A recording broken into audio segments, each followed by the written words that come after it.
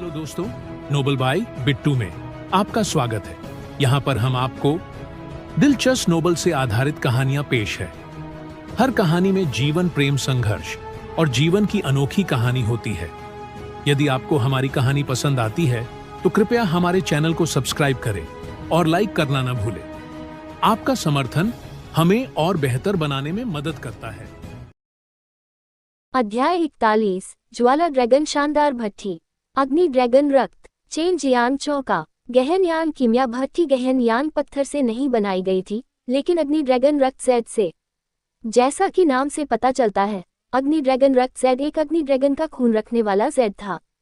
किंवदंतियों के अनुसार ड्रैगन प्राचीन दिव्य जानवर हैं जो स्वर्ग और पृथ्वी पर प्रभुत्व करने में सक्षम हैं, जिन्हें कभी किसी ने नहीं देखा। Fire dragon blood Z fire dragon के खून में जैद को भिगोने के बाद बनाया गया। न केवल यह विनाशी है, बल्कि एक अजीब आग क्यूई भी उत्सर्जित करता है, जिसका गोलियों पर बहुत फायदा है। ये कीमिया भट्ठी एक पवित्र स्तर का ड्रैगन हथियार है। बोलने के बाद सु मेयाओ के खूबसूरत गाल थोड़े गुलाबी हो गए, जो बेहद उत्साहित लग रहे थे। यहाँ तक कि बर्फ की तरह ठंडी इस सुंदरी बाई यूयू का चेहरा भी आमतौर पर बर्फ के समान था, लेकिन अब उसके चेहरे पर उत्साह देखा जा सकता था। चेंज यान जानता था कि यह कीमिया भट्ठी दुर्जय थी, लेकिन वह अभी भी भ्रमित था। उसने बुदबुदाया, कितनी दुर्जय। सु मेयाओ ने कोमलता से थूका, फिर आकर्षक ढंग से कहा, मूर्ख लड़के, तुमने अभी एक बड़ा लाभ कमाया है। इस नश्वर दुनिया में विभिन्न जादुई हथियारों को विभाजित किया जा सकता है। साधारण हथियार, आत्मा हथियार, कीमती हथियार, फिर ऊपर के स्वर्ग में स्थानांतरित करने के बाद अमर द्वारा परिष्कृत अमर हथियार और पवित्र हथियार, जबकि पवित्र स्तर के ड्रैगन हथियार को शोधन के समय ड्रैगन शरीर के अंगों को जोड़कर बनाया जाता है। पवित्र हथियारों में ये सबसे दुर्जय है। चेंज यान का मुंह थोड़ा सा फड़क उठा, उसके लिए ये कुछ हद तक अविश्वसनीय था। ये कीमिया भट्ठी स्वर्ग से है। ये स्वाभाविक है। यदि इस नश्वर संसार में एक ड्रैगन प्रकट हुआ तो संपूर्ण नश्वर संसार ढह जाएगा और नष्ट हो जाएगा, क्योंकि यह ड्रैगन द्वारा छोड़ी गई शक्ति को वहन नहीं कर सकता। बाई यूयू ने कहा, सचमुच एक ड्रैगन। चेंज यांग ने अपनी लार निगल ली। सु मेयाओ की जैद जैसी उंगलियों ने उसके माथे पर काले बालों को छेड़ा, धीरे से कहा, बेशक, अगर आपको इस नश्वर मार्शल दुनिया को छोड़ने और उन उच्च रैंक वाली दुनिया में जाने का अवसर मिले तो आपको अपनी खुद की तुच्छता का पता चल जाएगा। मैं अंदर जाऊंगी। मैं वास्तव में इस अग्नि ड्रैगन रक्त जैद को बर्दाश्त नहीं कर सकती। जूनियर बहन, आप उसे निर्देश दें कि उस पवित्र स्तर के ड्रैगन हथियार को कैसे प्राप्त किया जाए। बोलना समाप्त करते हुए बाई यूयू गायब हो गई। वह रिंग के अंदर प्रवेश कर गई। इस बार सु मेयाओ अच्छे मूड में थी। उसके चेहरे पर हल्की मुस्कान थी, जो बहुत आकर्षक और मनमोहक लग रही थी। उस कीमिया भट्ठी को बाहर निकालो और उस पर खून बहाओ। चेंज यांग ने प्रोफाउंड यांग भट्ठी को बाहर निकालने के बाद एक छोटे से ब्लेड से अपनी उंगली काट ली। जैसे ही खून भट्ठी पर टपका और चिकनी और चमकदार लाल कीमिया भट्ठी को छुआ, एक लाल रोशनी अचानक चमक उठी। इस समय उसके दिमाग में असंख्य जानकारी उमड़ पड़ी। चेंज यांग उत्साहित हो गया और तुरंत खड़ा हो गया। इस कीमिया भट्ठी को फ्लेम ड्रैगन ब्रिलियंट फनेस कहा जाता है, जिसे यान लोंगजी नामक किसी व्यक्ति द्वारा परिष्कृत किया गया है। चेंज यांग ने उत्साहपूर्वक कहा, ये भट्ठी कीमियागर को अंदर के तापमान पर बेहतर नियंत्रण रखने की अनुमति देती है। इसके अलावा ये लपटों को मजबूत कर सकती है। फ्लेम ड्रैगन ब्लड जैड के प्रभाव में अंदर की लपटें एक तरह की लौ में बदल जाती हैं, जो कीमिया में सहायक होती हैं। गोलियों को परिष्कृत करना बहुत अधिक सुविधाजनक बनाता है। बोलने के बाद चेंज यान बहुत अधिक उत्साहित था। उसने कहा, सबसे शक्तिशाली बिंदु न केवल ये कीमिया भट्ठी कीमिया के समय को कम करती है, बल्कि एक सरणी कानून भी है, अराजकता के खिलाफ यिन और यांग, जो अंदर समय बीतने की गति को अनुमति दे सकता है। ये सुनने के बाद सु मेयाओ का सुंदर सुडौल कोमल शरीर थोड़ा कांपने से खुद को रोक नहीं सका। उसने गोल चांद को देखा और बुदबुदाया, मुझे और बड़ी बहन को अपनी ताकत बहाल करने के लिए लंबा इंतजार नहीं करना पड़ेगा। आखिर ये यान लोंगजी कौन है? इस चीज को परिष्कृत करने वाला व्यक्ति काफी प्रसिद्ध होना चाहिए, लेकिन मैंने उसके बारे में नहीं सुना है। सु मेयाओ ने अपने होंठ दबा लिए, जाहिर तौर पर कुछ सोच रही थी। चेंज यांग ने हंसते हुए कहा, मियो बहन, बेशक आपने उसके बारे में नहीं सुना है। यह आदमी स्वर्ग से है। आमतौर पर मुझे बपतिस्मा देने वाले मज्जादान को परिष्कृत करने में 1.5 घंटे लगते हैं, लेकिन अब मुझे लगता है मैं आधे घंटे में काम पूरा कर लूंगा। यहाँ तक कि आधा घंटा भी बहुत ज्यादा है। चेंज यांग ने ज्वाला ड्रैगन शानदार भट्ठी को पकड़ रखा है। उसका चेहरा उम्मीद, अभिव्यक्ति से भरा है। सू मेयाओ की रेशम जैसी आकर्षक आंखें चेन जियांग को देख रही थी। उनके चेहरे पर हल्की मुस्कान थी, यह मोहक और मार्मिक था। चेन जियांग ने थोड़ा विचलित होकर 2 बार खांसते हुए कहा, मैं दोनों बहनों को उनकी ताकत को जल्दी बहाल करने में मदद कर पाऊंगा। ये छोटा भाई भी बहुत खुश है, मैं भी कड़ी मेहनत करूंगा। सू मेयाओ पास आए, अपने नर्म कोमल हाथों से चेन जियांग के सुंदर गालों को सहलाया और किट जैसी सुगंध फैलाते हुए, एक आकर्षक नजर डालते हुए प्यार से कहा, तुम बहुत प्यारे हो बहन, अब तुम्हें थोड़ा पसंद करने लगी है।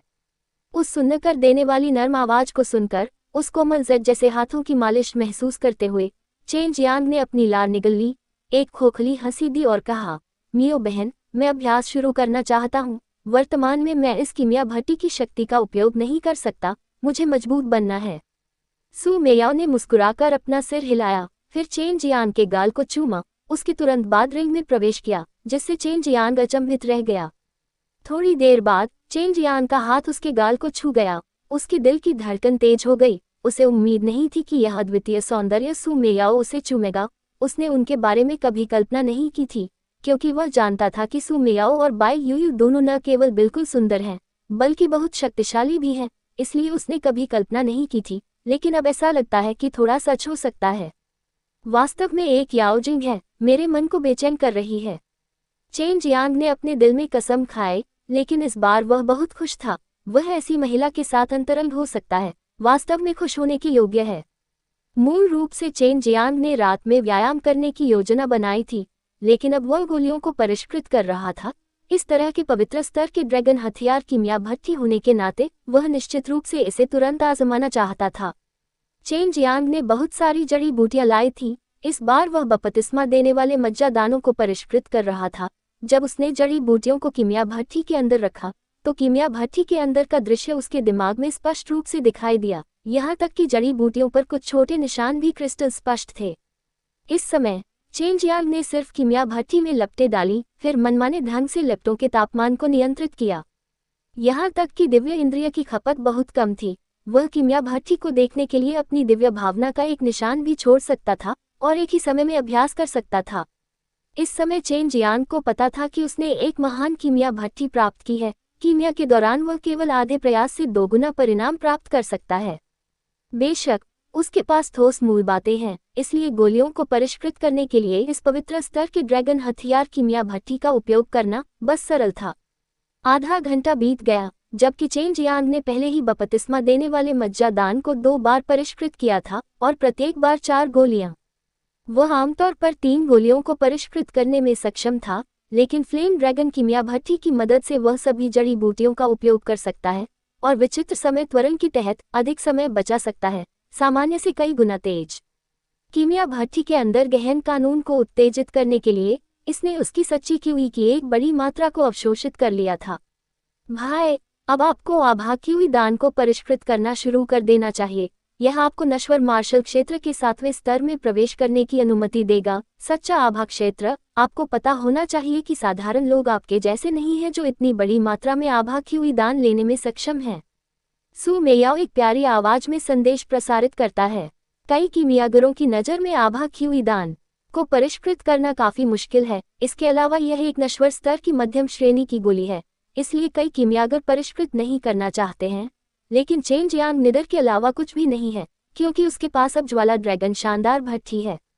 अध्याय 42 स्तर 7 में आगे बढ़ें। अनुवाद एवं संपादन ऐश। चेन जियांग अभी भी रात में अभ्यास करना जारी रखता है। उसने 4 बपतिस्मा देने वाले मज्जा डैंग को बाहर निकाला और उन सभी को एक साथ निगल लिया, जबकि एक साथ उनकी शक्ति को पचाने के लिए ताइची दिव्य व्यायाम का संचालन किया। भोर के समय वह स्ट्रल स्पिरिट डैन की जड़ी बूटियों के 1 और 20 सेट खरीदने के लिए डेनिक्सियांग हर्बल मनो के लिए रवाना हो गया।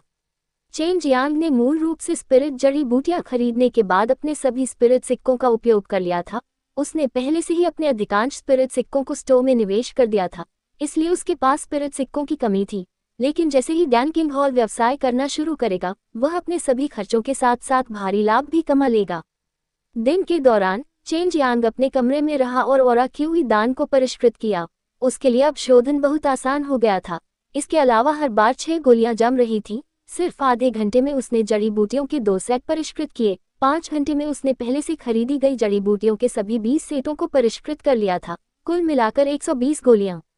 अगर उन्हें केवल 5,000 स्पिरिट सिक्कों के न्यूनतम बाजार मूल्य पर बेचा जाता तो वह 6 लाख स्पिरिट सिक्के कमा सकता था, लेकिन उसने उन जड़ी बूटियों को खरीदने के लिए केवल 1 लाख स्पिरिट सिक्के खर्च किए। यहाँ तक कि एक मूर्ख भी देख सकता है कि गोलियों को परिष्कृत करना कितना लाभदायक है।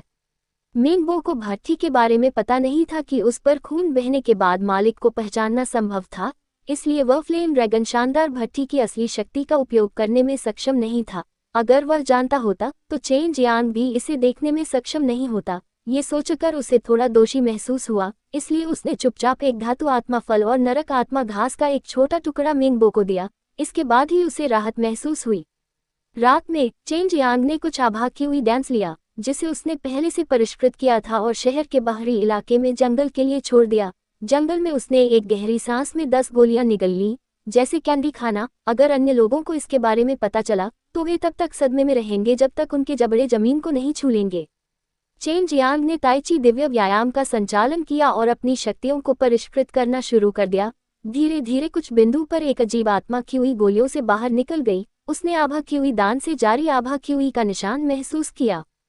हर रात चेन जियांग लगातार 10 गोलियां खाता और अपनी सच्ची क्यूई की खेती करता, जबकि दिन के दौरान 4 प्रतीकों के दिव्य अभ्यास से एजो ड्रैगन और झू क्यू दिव्य अभ्यास का अभ्यास करता, क्योंकि सफेद बाघ के दिव्य अभ्यास के लिए घने वध क्यूई के साथ एक विशेष वातावरण का अभ्यास करने की आवश्यकता थी, जबकि काले कछुए के दिव्य अभ्यास के लिए पानी से भरे वातावरण की आवश्यकता थी। इसके अलावा उन दोनों के लिए उसकी ताकत को नश्वर मार्शल क्षेत्र के 9वें स्तर से ऊपर होना आवश्यक था, इसलिए उसने उन्हें अपने दिमाग के पीछे रखा।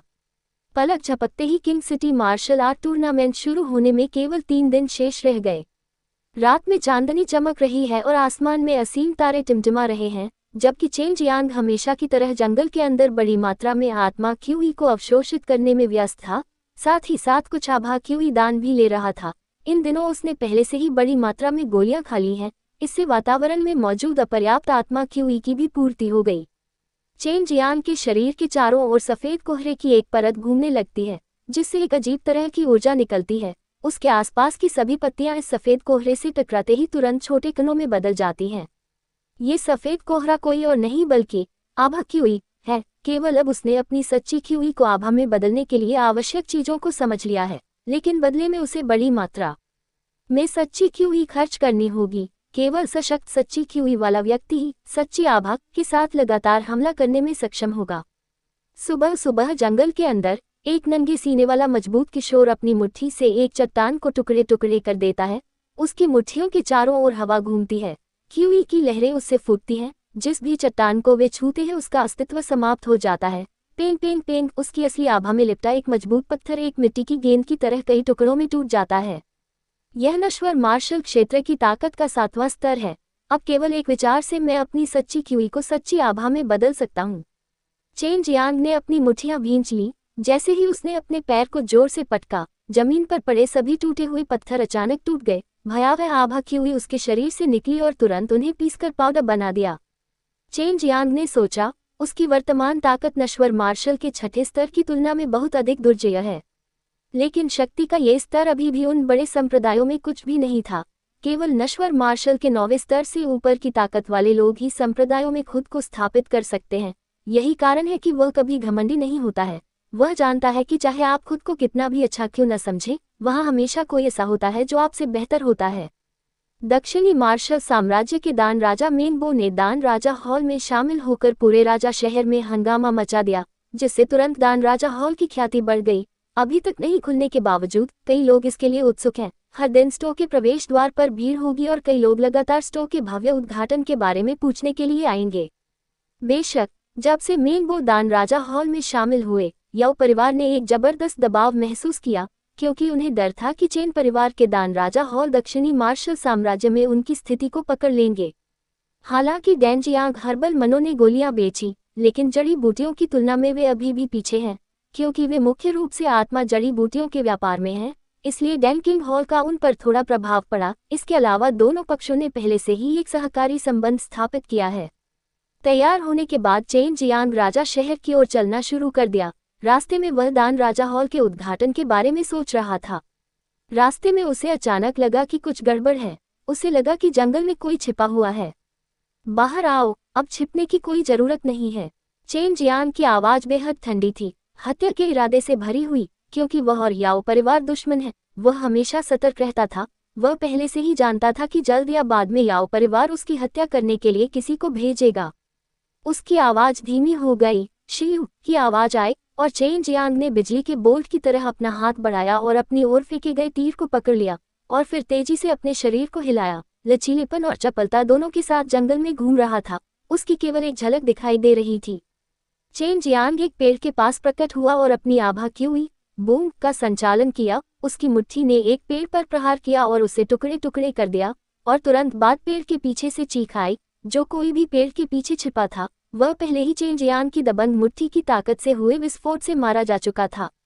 चेन जियांग के माथे पर झुर्रियां पड़ गईं। वह अपने चारों ओर हो रहे सभी परिवर्तनों को महसूस करने में सक्षम है। नश्वर मार्शल क्षेत्र के 7वें स्तर में प्रवेश करने के बाद उसकी दिव्य भावना अधिक तीव्र हो गई है। इस समय उसने स्पष्ट रूप से महसूस किया कि उसकी ओर कई तीर बरस रहे हैं। अचानक उसकी हथेली से एक नीली आभा क्यों निकली और उसके सामने आभा की एक दीवार बन गई। उस तूफानी बाण जैसी वर्षा को इस आभा दीवार ने पूरी तरह से रोक दिया। 300 तीर, 300 व्यक्ति।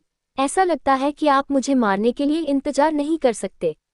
चेन जियांग का पूरा चेहरा ठंडा हो गया। उसके दिल में एक राक्षसी हत्या का इरादा बढ़ गया। चूंकि तुम मुझे मारना चाहते हो, तो मुझे दोष मत दो। जैसे ही उसकी आवाज फैली, एक ठंडी हवा की तरह वध करने वाली क्यूई की लहर पूरे जंगल में फैल गई। सफेद बाघ वध का देवता है। सफेद बाघ दिव्य व्यायाम का अभ्यास करने के बाद अभ्यासी के पास बहुत मजबूत वध क्यूई होगी, जो विपरीत पार्टी को रोकने में सक्षम है, जबकि एक साथ अपनी ताकत को बढ़ाता है। अब चेन जियांग ने सफेद बाघ दिव्य व्यायाम का सबसे बुनियादी प्रयोग किया, वध हृदय। जब तक वह इस अभ्यास को अच्छी तरह से समझ नहीं लेता, वह कभी भी सफेद बाघ दिव्य व्यायाम के अन्य मार्शल कौशल का अभ्यास नहीं कर पाएगा। ये वध हृदय व्यायाम भी वध करने का सबसे अच्छा और सबसे तेज तरीका है। चेन जियांग ने अपनी दुर्जय दिव्य इंद्रिय को मुक्त किया और जल्दी से एक बड़े पेड़ के पास पहुंचा, और उसने महसूस किया कि वहां कई लोग छिपे हुए हैं। हालांकि वे अच्छी तरह से छिपे हुए थे, लेकिन फिर भी उन्हें चेन जियांग ने खोज लिया। आपको लगता है कि आप संख्या के साथ मुझे मार पाएंगे? चेन जियांग ने ठंडे स्वर में कहा। उसका शरीर मृग तृष्णा की तरह था। वह जंगल में उछल गया। वह बहुत तेज था। पेड़ के अंदर छिपे तीरंदाजों के लिए उसके स्थान को पकड़ना असंभव था। भले ही वे कभी कभी उस पर हमला करते थे, ये हमेशा उसके शरीर को ढकने वाली आभा क्यूई द्वारा अवरुद्ध हो जाता था। चेन जियांग की मुट्ठी से नीली आभा उभरी, जबकि उनके ऊपर बिजली चमक रही थी। वह पास के एक पेड़ पर कूद गया और पेड़ के तने की ओर वार किया। बूम बूम बूम, पूरे वृक्ष में नीला प्रकाश फैल गया। तना टुकड़ों में फट गया। भीतर से ज्वाला और बिजली की चमक फूट पड़ी। वृक्ष का शीर्ष पूरी तरह से झुलस गया, जैसे कि वह आग की लपटों से जल गया हो। इसके तुरंत बाद 6 जले हुए शरीर धीरे धीरे ऊपर से गिरने लगे। अध्याय 43, शैतान का व्यायाम। चेन जियांग ने अपने भंडारण थैली से एक लंबी तलवार निकाली और तेजी से हवा में छलांग लगाई। पलक झपकते ही वह दर्जनों पेड़ों की चोटियों के ऊपर से उड़ गया। साथ ही साथ तलवार को पागलपन के साथ लहराता रहा। एक के बाद एक आभा क्यू ब्लेड से चमक उठी, जो नीली क्यू ब्लेड में परिवर्तित हो गई और पेड़ों की चोटियों की ओर उड़ गई। इसके तुरंत बाद अंदर के पेड़ों से कई चीखें आईं। उसके बाद पेड़ की शाखाओं से खून के साथ मांस के टुकड़े बरसने लगे। पलक झपकते ही कई लोग मर गए। इन लोगों को मारने के बाद चेन जियांग की वध करने वाली क्यू भी उठ खड़ी हुई।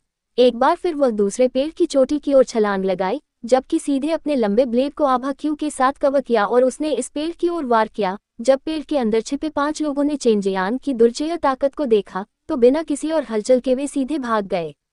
ये लोग नश्वर मार्शल क्षेत्र के केवल दूसरे या तीसरे स्तर पर हैं, और उनकी गति और शक्ति की तुलना चेन जियांग से भी नहीं की जा सकती है। एक पल में उनके सिर एक के बाद एक उनकी गर्दन से उड़ गए। सभी लोग पीछे हट जाएं। वह 7वें स्तर का नश्वर मार्शल क्षेत्र विशेषज्ञ है। एक चौंका देने वाली चीख आई, जिसके बाद कई काले वस्त्र पहने लोग पेड़ से नीचे कूद गए और अलग अलग दिशाओं में भाग गए। उन काले लबादे वाले लोगों को ये भी नहीं पता था कि वे किसे मारने की कोशिश कर रहे थे। केवल उनका नेतृत्व करने वाला व्यक्ति ही जानता था, और वह वही था जिसने चेन जियांग की ताकत को पहचाना था। जबकि वह व्यक्ति भागने की कोशिश कर रहा था, चेन जियांग ने इस आदमी के ऊपर ताला लगा दिया। यद्यपि जंगल बहुत घना था, लेकिन इसने चेन जियांग की गति को किसी भी तरह से प्रभावित नहीं किया। उसका किंग गोंग पहले से ही पूर्णता के शिखर पर पहुंच चुका था। शाखाओं की थोड़ी सहायता से वह आकाश में छलांग लगा दी। कई पेड़ों को पार करते हुए, और उसका ब्लेड सीधे उस काले लबादे वाले आदमी के शरीर में घुस गया, लेकिन इससे उसकी मौत नहीं हुई। बाई यू ने जो विधि उसे सिखाई थी, उससे उसने कुछ जवाब पाने के लिए मोहित नेता का सिर पकड़ लिया। तुम कौन हो और मुझे क्यों मारना चाहते थे? नेता की दोनों आंखें सुस्त हो गईं। उसने जवाब दिया, हम ब्लैकविंड गैंग के सदस्य हैं। मेरे पिता ने मुझे यहाँ आने और तुम्हें मारने का आदेश दिया। आप कौन हैं पिता? काली हवा गिरोह का मुखिया।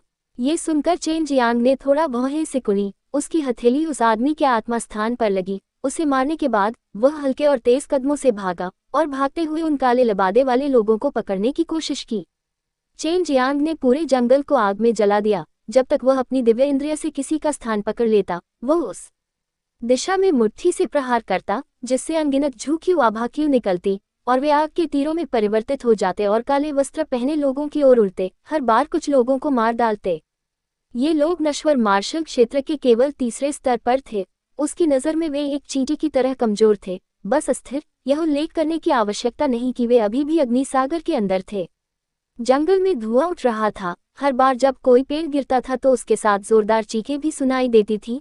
जंगल एक धधकते हुए नरक की तरह था और चेन जियांग इस नरक का स्वामी था। आधे घंटे बाद जंगल के अंदर की आग बुझ गई। चेन जियांग के पूरे शरीर से शत्रुता निकल रही थी। 300 से अधिक लोग और कोई भी नहीं बचा। सभी उसके हाथों मारे गए, जिससे उसे सफेद बाघ की दिव्य क्रिया को समझने में भी मदद मिली। अमर और शैतान तालाब से उसके शरीर के शोधन के बाद उसने अमर और शैतान शरीर का अभ्यास करने के लिए ठोस नींव रखी थी। उसका शरीर एक भयानक डिग्री तक मजबूत हो गया था। शरीर जितना अधिक मजबूत होगा, सच्चा क्यूई उतना ही मजबूत और जोरदार होगा। काली हवा गिरोह King city martial art tournament के बाद मैं तुम्हें और जिसने भी तुम्हें आदेश दिया है उसे ढूंढ लूंगा। चेन जियांग ने उस खून से सने लंबे ब्लेड को एक तरफ रख दिया और अपने घातक क्यूई को नियंत्रित करने के लिए ताइची दिव्य अभ्यास का संचालन किया और किंग शहर लौट आया। चेन जियांग शाम को दान राजा हॉल में वापस आया। वह चेन त्यानहु को वहां खड़ा देखकर आश्चर्यचकित हुआ। पिताजी, आप यहाँ कैसे आए? आप पीले दिख रहे हैं, क्या हुआ? चेन जियांग जल्दी से उनकी ओर चला और चेन त्यानहु की कलाई पकड़ ली। जैसे ही उसने अपनी दिव्य भावना को उसके शरीर में उसकी चोटों की जांच करने के लिए छोड़ा, उसने देखा कि चेन त्यानहु का दांतियन टूट गया था, लेकिन साथ ही उसकी चोटें अब स्थिर हो गई हैं और धीरे धीरे ठीक हो रही हैं। हालांकि चेन जियांग का चेहरा भावहीन था, लेकिन उसके शरीर से निकलने वाली हत्या की मंशा ने चेन त्यानहु को भी प्रभावित किया। इस बिंदु पर मेंगबो और चेन लुजोंग भी बाहर आए। जब उन्होंने चेन जियांग की तीव्र वध क्यूई को महसूस किया तो वे आश्चर्यचकित हुए बिना नहीं रह सके। इस प्रकार की क्यूई केवल कई लोगों को मारने के बाद ही जम सकती है, और इतनी कम उम्र में चेन जियांग के पास पहले से ही इतनी भयावह वध क्यूई है, इसकी कल्पना करना कठिन था। पिताजी, आपको किसने घायल किया? चेन जियांग ने कर्कश ठंडे स्वर में पूछा। चेन त्यानहु ने अपने बेटे को केवल कुछ महीनों से नहीं देखा है, लेकिन वह अभी भी महसूस कर सकता है कि चेन जियांग कितना बदल गया है, और उसने महसूस किया कि उसकी ताकत बहुत मजबूत है। सांस। चेन फुरोंग चेन परिवार के पुराने दिग्गजों में से एक, उन्हें भी उन मार्शल आर्ट संप्रदायों द्वारा भर्ती किया गया था। उनका नाम सुना चेन जियांग पहले से ही जानता था कि चेन फुरोंग ने ऐसा क्यों किया। चेन फुरोंग डैन किंग हॉल को खोलने से रोकने के लिए मेरे पास आया और मुझे डैन किंग हॉल को बंद करने के लिए कहा, क्योंकि मैंने असहमति जताई और उसके आदेश की अवहेलना की। उसने मुझे, मेरी ताकत और उसके को घायल कर दिया। चेन त्यानहुआ बहुत गुस्से में लग रहा था। चेन लुजोंग भी खुद को रोक नहीं सका और गुस्से से बोला, ये चेन फुरोंग पूरी तरह से कानूनविहीन है।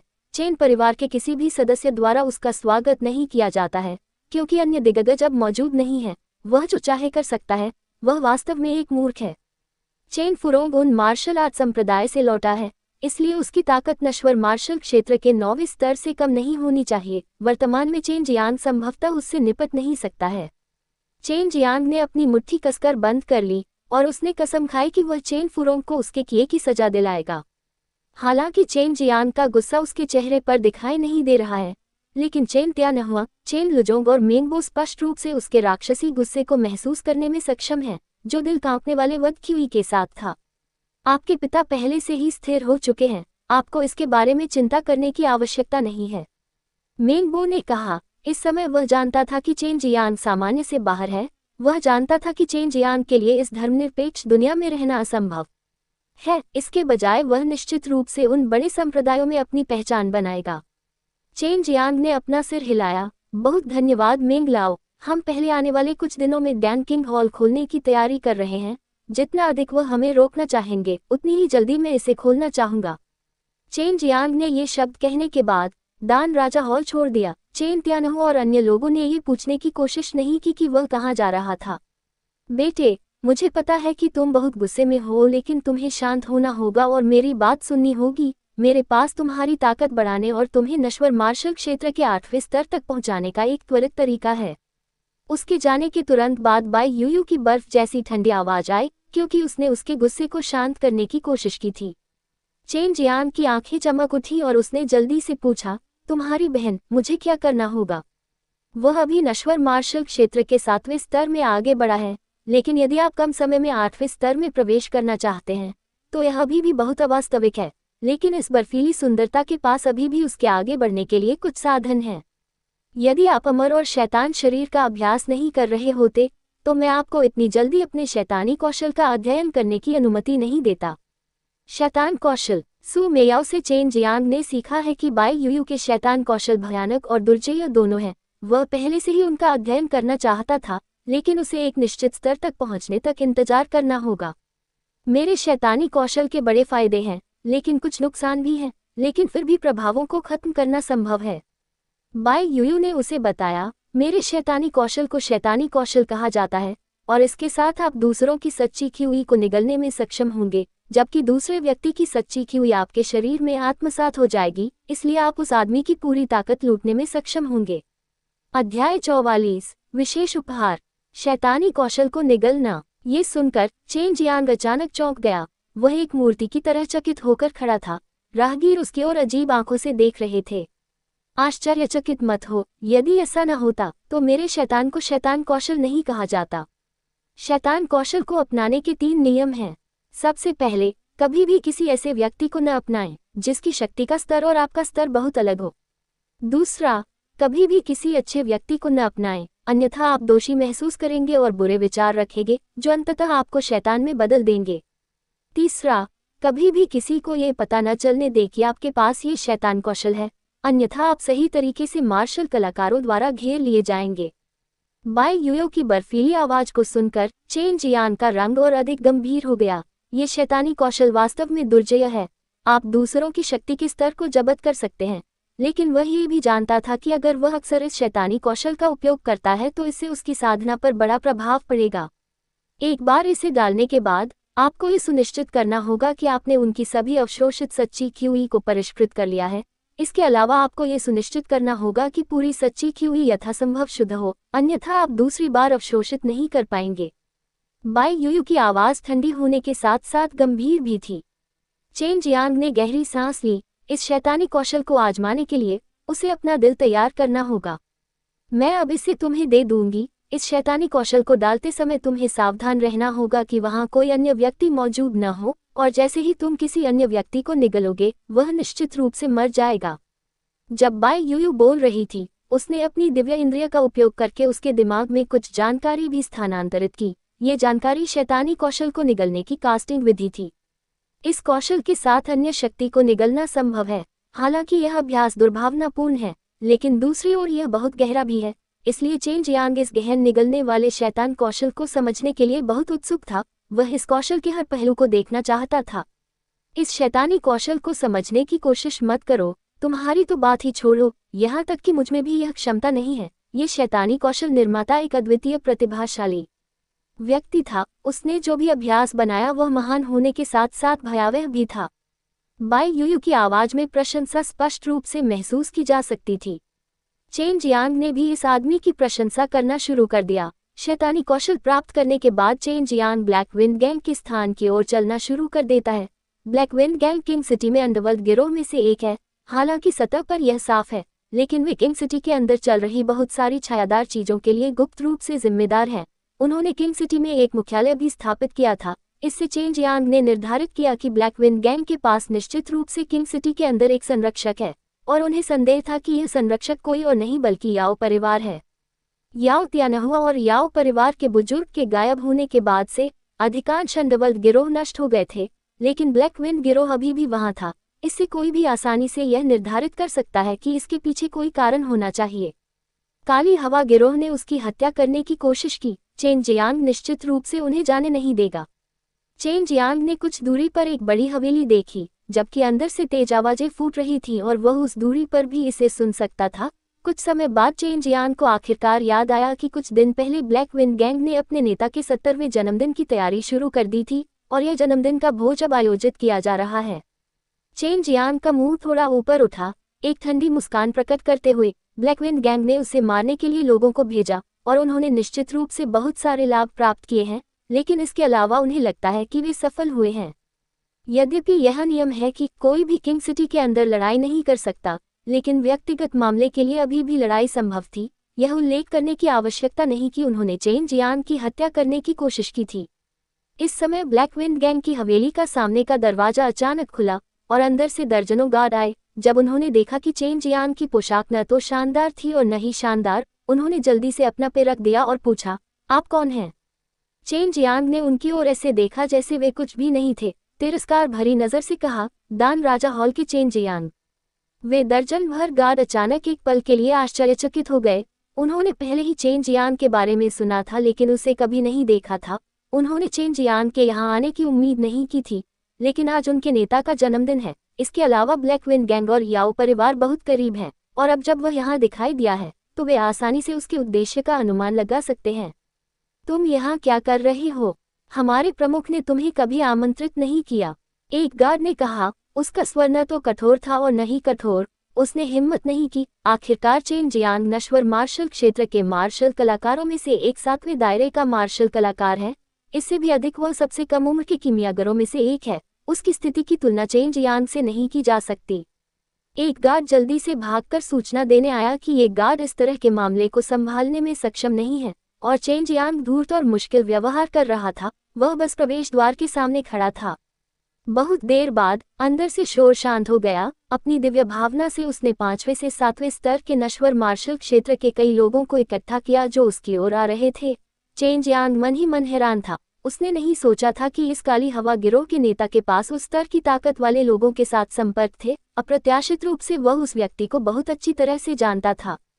चेन जियांग अपने दोनों हाथ पीठ के पीछे रखे हुए प्रवेश द्वार के सामने बहुत आराम से खड़ा था और स्थिर दृष्टि से अंदर से उसकी ओर आ रहे आलीशान गाउन पहने लोगों के समूह को देख रहा था। ये लोग ज्यादातर मध्यम आयु वर्ग के दिखते हैं। चेन जियांग हालांकि काफी समय से किंग शहर में रह रहा है, लेकिन उसका अन्य मार्शल आर्ट परिवार के साथ कोई संपर्क नहीं था। लेकिन वह अभी भी अनुमान लगा सकता है कि इन लोगों की मार्शल आर्ट परिवार में अपेक्षाकृत अच्छी प्रतिष्ठा और स्थिति होनी चाहिए, यहाँ तक कि उनमें से कुछ अपने परिवार के कुलपति भी होंगे। हर कोई उस गर्वित और चुलबुले किशोर को देख रहा था। उसके चेहरे पर उस शांत भाव को देखकर वे मन ही मन उसकी प्रशंसा करने से खुद को रोक नहीं पाए। उनके लिए यह अविश्वसनीय था कि चेन जियांग केवल 16 साल का है और उनके परिवार के किशोर लड़के और लड़कियां भी उसके मुकाबले के नहीं हैं। चेन परिवार के युवा मास्टर, आज मेरा जन्मदिन है। अगर यह अचानक मामला नहीं है तो मैं अपने जन्मदिन का आनंद लेना चाहता हूँ। यदि संभव हो तो हम किसी और दिन इस पर चर्चा कर सकते हैं। ब्लैक विंड गैंग का नेता एक जोरदार और स्वस्थ बुजुर्ग है। उसने जो काले चमड़े का लबादा पहना हुआ था वह उसे अधिक प्रतिष्ठित रूप दे रहा था, लेकिन जब उसने चेन जियांग को देखा तो उसकी आंखों की जोड़ी के माध्यम से सदमे का एक संकेत चमक गया। चेन जियांग ने भी उसकी आंखों में उस हैरान करने वाले भाव को देखा। इसके बारे में सोचते हुए वह मुस्कुराया, स्पष्ट और गूंजती आवाज के साथ कहा, चीफ ही, मैं आपको एक बात बताने के लिए यहाँ आया हूँ। आज जब मैं बाहर से आ रहा था तो मुझे कुछ लोग मिले जो ब्लैक विंड गैंग के सदस्य होने का दिखावा कर रहे थे और मैंने उन्हें मार डाला। ब्लैक विंड गैंग के नेता का शिष्य तुरंत क्रोधित हो गया। उसने पूछा, आपको कैसे पता कि वे ब्लैक विंड गैंग के सदस्य नहीं थे? चेन जियांग ने अपने होठों को थोड़ा ऊपर उठाया, मुस्कुराया और कहा, हालांकि उनके पास 300 लोग थे, लेकिन वे अभी भी मेरे द्वारा मारे गए थे। मुझे लगता है कि ब्लैक विंड गैंग इतना कमजोर नहीं है। आज सुबह ही ब्लैक विंड गैंग के नेता को एक सूचना मिली, जंगल के अंदर आग लग गई और उन्होंने उन 300 लोगों से कोई बात नहीं की थी जिन्हें उन्होंने भेजा था। और अब चेन जियांग को सुरक्षित और सकुशल वापस आते देखकर प्रमुख ही का दिल निराशा से डूब गया। ब्लैक विंड गैंग के नेता ने जब चेन जियांग के शब्द सुने तो उसके चेहरे की मांसपेशियां फड़कने लगी, क्योंकि वे सभी 300 लोग ब्लैक विंड गैंग के लिए बहुत महत्वपूर्ण थे। लेकिन वह ये भी स्वीकार नहीं कर सकता था कि वे उसके ब्लैक विंड गैंग के सदस्य थे। ब्लैक विंड गैंग के नेता के चेहरे के पीछे खड़े कई लोग आश्चर्य से भरे हुए थे। चेन जियांग ने अनुमान लगाया कि उन्हें पता होना चाहिए कि ब्लैक विंड गैंग ने उसे मारने के लिए किसी को भेजा है, इसलिए ये लोग याओ परिवार से होंगे। मैंने सही कहा, चीफ हेई। कुछ ताकतें आपके गिरोह के सदस्य होने का नाटक कर रही थी, वे आपकी प्रतिष्ठा को धूमिल करना चाहते होंगे। चेन जियांग मुस्कुराया और कहा, मैं खुद आपको ये जानकारी देना चाहता था, इसे मेरी तरफ से अपना जन्मदिन का तोहफा समझिए। काली हवा गिरोह के नेता की आंखें कांप उठी, उसकी आंखें क्रोध और दुख दोनों से भरी हुई थी, क्योंकि उन 300 लोगों का नेतृत्व उसका बेटा कर रहा था, और उसके बेटे ने कहा था कि वह और अन्य उसे जन्मदिन के उपहार के रूप में चेन जियांग का सिर देना चाहते थे, लेकिन उसने यह नहीं सोचा था कि वे सभी चेन जियांग द्वारा मारे जाएंगे। Chain Jiang, black wind gang का नेता अचानक चिल्लाया। चिल्लाहट सुनकर चेन जियांग ने अपने कदम रोक दिए।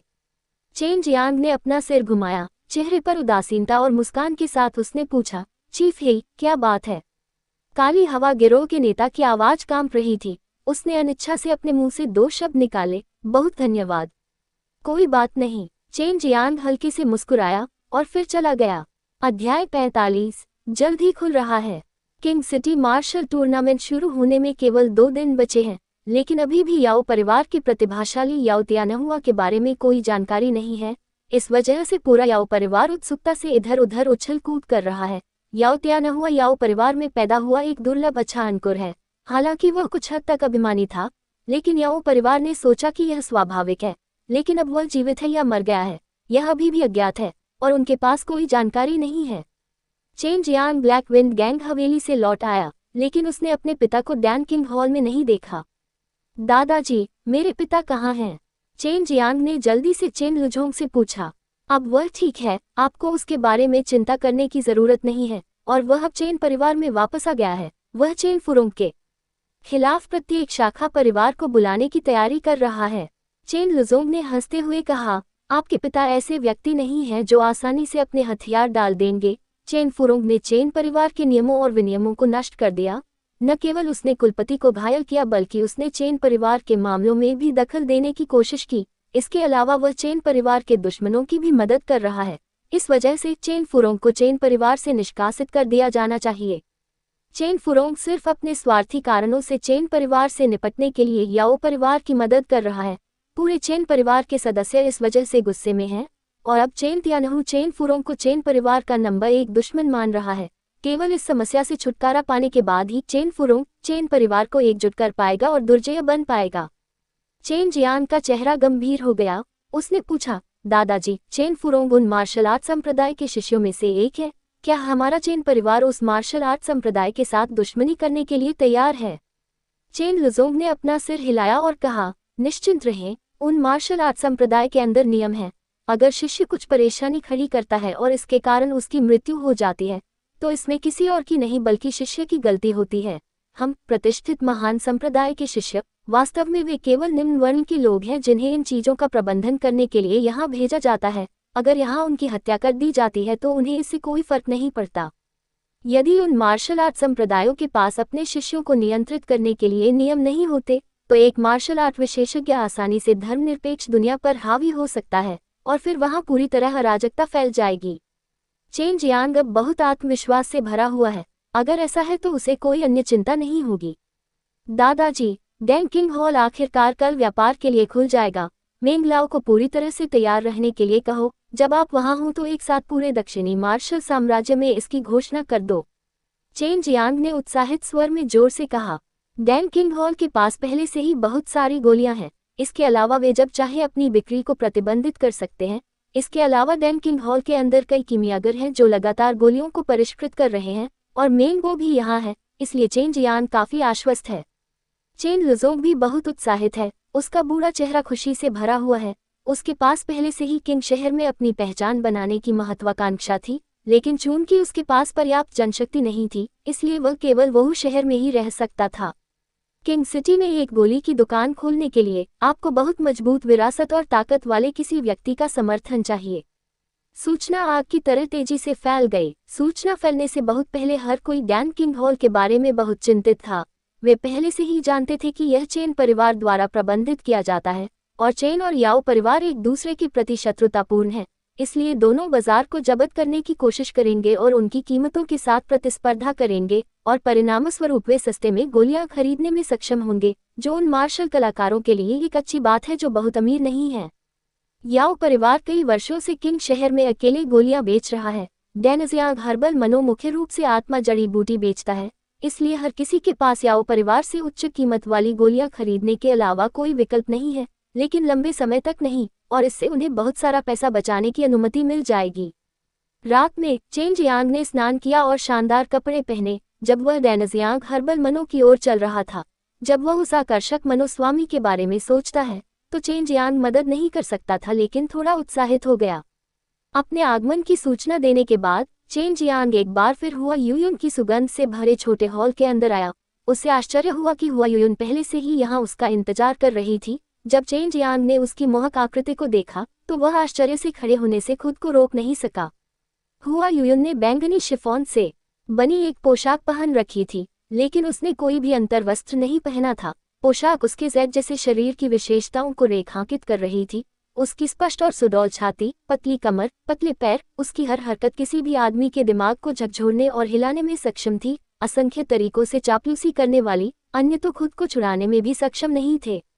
चेन जियांग को सांस लेने में भी परेशानी हो रही थी। वह अपने कानों तक लाल हो गया था, उसका दिल पागलों की तरह धड़कने लगा। चेन युवा मास्टर, क्या छोटी मिस सुंदर है? हुआ यूयुन ने एक आकर्षक आवाज में एक शरारती हंसी के साथ पूछा। उसके जैद जैसे पैर नरम गलीचे पर हल्के से चलते हुए वह चेन जियांग की ओर चली गई।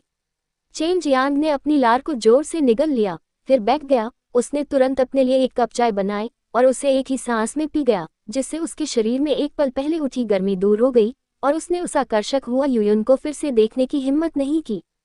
चेन युवा मास्टर का अपने मन पर नियंत्रण बहुत प्रभावशाली है।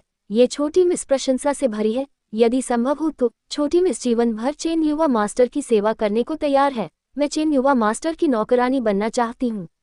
हुआ यूयुन ने धीरे से कहा, पूरी तरह से ईमानदार दिखते हुए, जैसे कि वह कोई झूठ बोलने में सक्षम नहीं थी। वह पहनने के लिए एक बर्फ सफेद रंग की पोशाक लेकर आई, जिसने पूरी तरह से उसके आकर्षक जैद जैसे संपूर्ण शरीर को ढक लिया। वह स्पष्ट रूप से जानती थी कि चेन जियांग के सामने वह सिर्फ खुद को बदनाम करेगी। वह लगभग नग्न अवस्था में एक आदमी के सामने खड़ी थी और केवल उसे थोड़ा सा ही लुभाने में सक्षम थी। फिर उसने उसकी ओर एक नजर भी नहीं देखा, जो हुआ यूयुन के लिए एक बड़ा झटका था। यूयुन बड़ी बहन, कृपया इस छोटे भाई को छोड़ दें। इस छोटे भाई के साथ मजाक न करें। आप इतनी सुंदर और मजबूत हैं, तो इस छोटे भाई को क्यों परेशान कर रही हैं? चेन जियांग मुस्कुराया, क्योंकि इन दिनों डेनिक्सियांग हर्बल मनो डैन किंग हॉल को सस्ते दामों पर जड़ी बूटियां बेच रहा है, इसलिए वह बहुत आभारी था। वह नहीं जानता था कि इस डेनिक्सियांग हर्बल मनो के स्वामी का इस तरह का शौक था और वास्तव में युवा मासूम लड़कों को लुभाना पसंद करता था। हुआ यूयुन ने हल्की के बाद थोड़ा मुंह बनाते हुए कहा, चेन युवा मालिक, मैं वास्तव में आपकी दासी बनना चाहती हूँ। मैं लंबे समय से आपके आकर्षण से आकर्षित हूँ और इससे दूर नहीं हो सकती। क्या आकर्षण है? चेन जियांग हुआ यूयुन द्वारा पहले कही गई किसी भी बात पर विश्वास नहीं करता है। वह जानता था कि यह हुआ यूयुन का लक्ष्य है। इसका उसके आकर्षण से कोई लेना देना नहीं है, लेकिन वह बस उसकी कीमिया प्रतिभा को पसंद करती है और चाहती है कि वह डेनजियांग ताओयुआन में दाखिला ले। वह कीमिया आधारित संप्रदाय है। चेन जियांग ने खोखली हंसी के साथ कहा, मैनोर के मालिक हुआ मेरी एक मंगेतर है, और अगर मैं तुम्हें अपनी नौकरानी के रूप में स्वीकार करता हूँ तो वह छोटी लड़की निश्चित रूप से ईर्ष्या करेगी।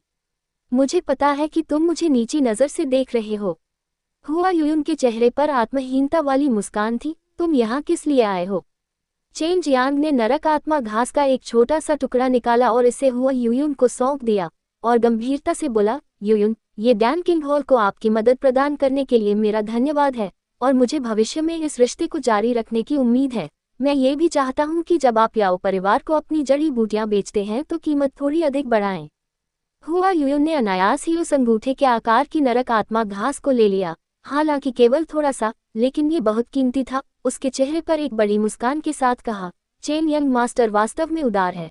ये छोटी मिस निश्चित रूप से जो भी आप आदेश देंगे वह करेगी। अगर यह डेनिक्सियांग हर्बल मनो मेरा होता तो मैं आपको सभी आत्मा जड़ी बूटियां मुफ्त में देती।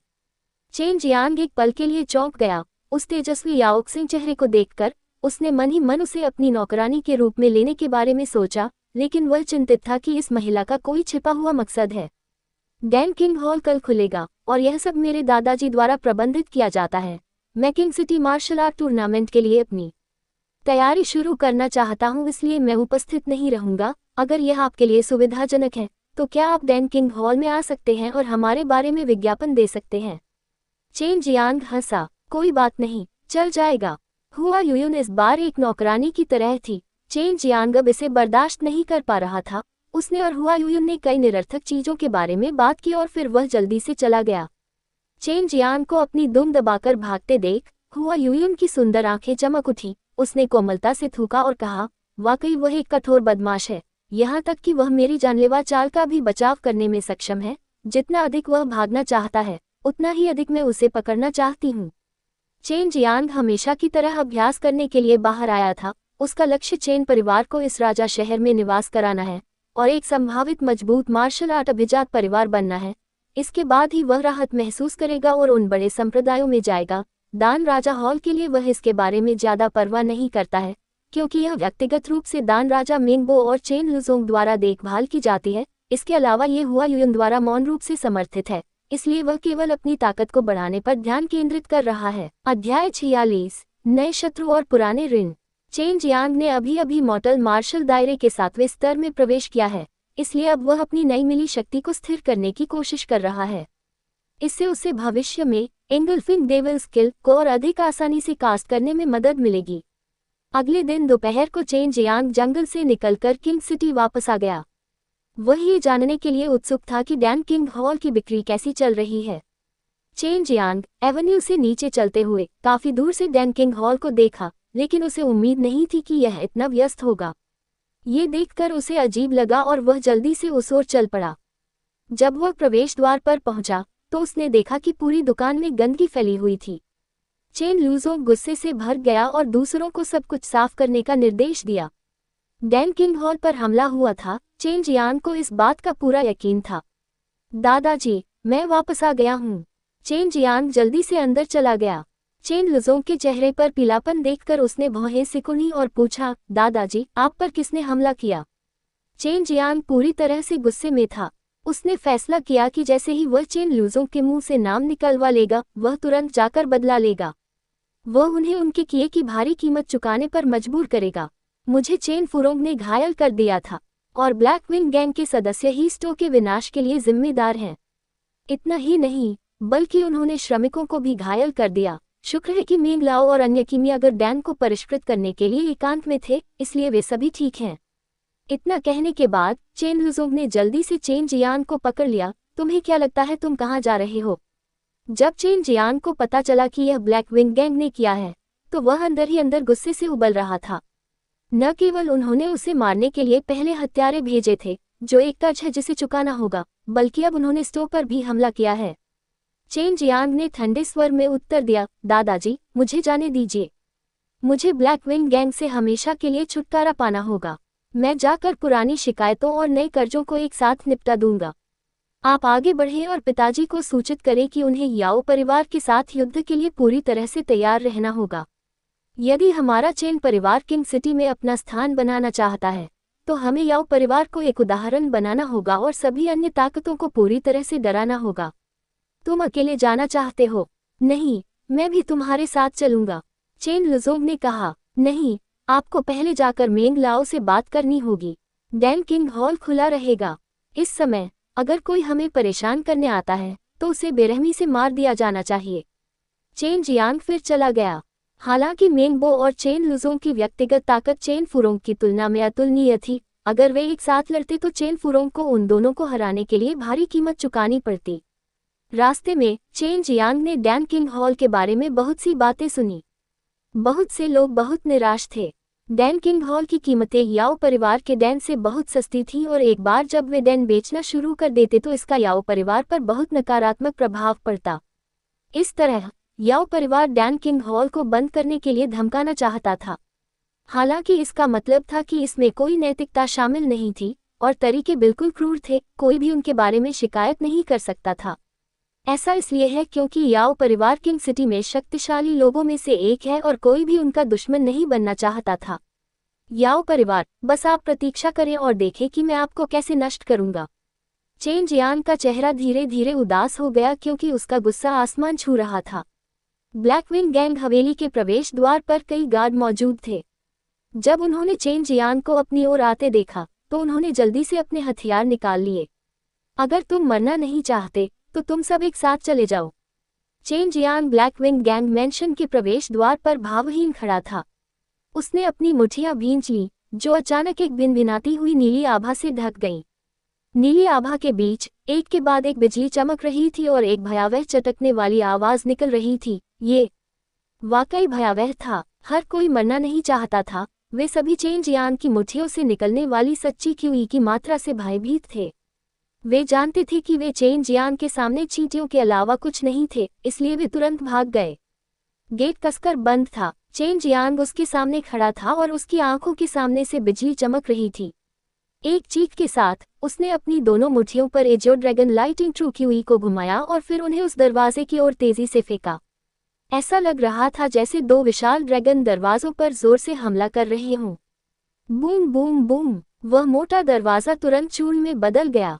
धुआं चारों ओर फैल गया और वहां मौजूद सभी पहरेदार स्तब्ध रह गए। कांपते हुए उन्हें एहसास हुआ कि अगर वहां उनका शरीर होता तो वह भी दरवाजे की तरह धूल में बदल जाता। यह नश्वर मार्शल क्षेत्र का 7वां स्तर है। मुझे पूरा यकीन है कि यह ऑरा क्यूई थी। चेन जियांग को हवेली में प्रवेश करते देखकर गार्डों में से एक ने तुरंत आश्चर्य से चिल्लाया। अफवाहों के अनुसार चेन जियांग नश्वर मार्शल दायरे के 6ठे स्तर पर था। फिर भी अब वह स्पष्ट रूप से 7वें स्तर पर था। ये स्वीकार करना बहुत मुश्किल था। सभी गार्डों ने चुपके से गहरी सांस छोड़ी। अगर उन्होंने उसे रोकने की कोशिश की होती तो इसका परिणाम केवल निश्चित मृत्यु हो सकती थी। हवेली के अंदर प्रवेश करने के बाद चेन जियांग का पूरा शरीर एक भयानक दुष्ट क्यूई से ढका हुआ था। वह वध करने वाले हृदय का अभ्यास कर रहा था और अब सभी हत्या करने की मंशा उबल रही थी। पहले से जमा हुई सभी वध करने वाली क्यूई बाहर निकल गई, जिससे कई नौकरानियों को डर लगा और उन्हें घुटने टेकने पर मजबूर होना पड़ा। लेटते ही उनका पूरा शरीर कमजोर महसूस हुआ। यही वह चीज है जो वध करने वाले हृदय को इतना दुर्जय बनाती है। केवल क्यूई ही दूसरे पक्ष को रोकने में सक्षम है। ब्लैकविंग गैंग के साथ परेशानी खड़ी करने के लिए यहाँ कौन आया है? चेन जियांग ने चिल्लाहट सुनकर अपने कदम रोक दिए। डैन किंग हॉल के चेन जियांग, याओ परिवार के गुर्गों के मातहत, आज मैं ये सुनिश्चित करूंगा कि पूरा ब्लैकविंग गैंग किंग सिटी से गायब हो जाए, चेन जियांग ने भारी स्वर में कहा। चेन जियांग ने देखा कि सामने से एक तेज रोशनी चमक रही थी।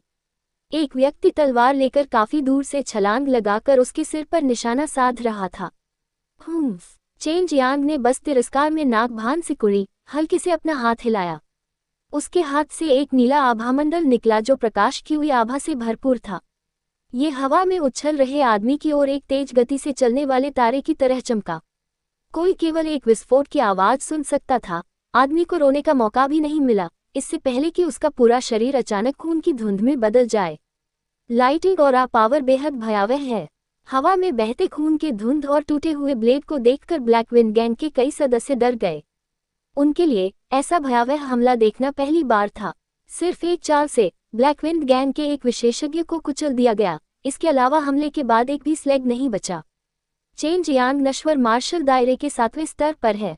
ऐसे विशेषज्ञों के कौशल शुरू में आम नहीं होते। चेन जियांग किस तरह से साधना के लिए दिव्य अभ्यास का उपयोग कर रहा है, इसका उल्लेख नहीं किया जा सकता। इसके अलावा उसके पास 5 तत्वों से युक्त सच्ची क्यूई भी है। तुम मेरे जाल में फंस गए चेन जियांग। आज मैं तुम्हें यहाँ से एक भी टुकड़ा नहीं जाने दूंगा। तुमने अभी अभी मेरे बेटे को मारा है और मैं उसके लिए तुम्हारा सिर बलिदान के रूप में पेश करूंगा। कुछ ही देर बाद एक नाराज आवाज आई। चेन जियांग एक बड़े बगीचे के बीच में खड़ा था। वह चारों तरफ से काले लबादे पहने लोगों से घिरा हुआ था। इस समय ब्लैकविंग गैंग का नेता दिखाई दिया और उसके बगल में कुछ लोग आलीशान पोशाक में खड़े थे। चेन जियांग को ये जानकर आश्चर्य हुआ कि किंग सिटी के गवर्नर हुआ गाओयुन वास्तव में वहां मौजूद थे। उनके बगल में एक अकेला किशोर खड़ा था। यह उनका बेटा होना चाहिए। चेन जियांग ने व्यंग्य किया, तो आपके बेटे को मुझे मारने की अनुमति है, लेकिन मुझे उसे मारने की अनुमति नहीं है। ये तो बताने की जरूरत नहीं कि वह अपने साथ 300 लोगों को लेकर आया था, फिर भी उसे मैंने ही मारा। वे सिर्फ कचरे का एक बड़ा ढेर थे। उसकी मौत के लिए कोई और जिम्मेदार नहीं है सिवाय उसके खुद के। अफवाहों के लायक चेन परिवार के युवा मास्टर। क्या ऐसा हो सकता है कि आप अपने परिवार की स्थिति के बारे में नहीं जानते? आपके व्यभिचारी पिता घायल हो गए हैं और डैन किंग हॉल नष्ट हो गया है।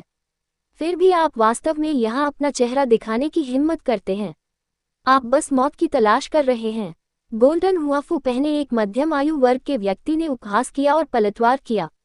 चेन जियान का शरीर कांप उठा। जैसे ही मंत्रमुग्ध कर देने वाली रोशनी बाहर निकली, उसकी आंखें नफरत से भर गई थीं और उसने उस अधेड़ उम्र के आदमी की तरफ घूरते हुए कहा, तुमने अभी क्या कहा? मेरे पिता बेकार हैं। तो क्या हुआ अगर मैंने ऐसा कहा?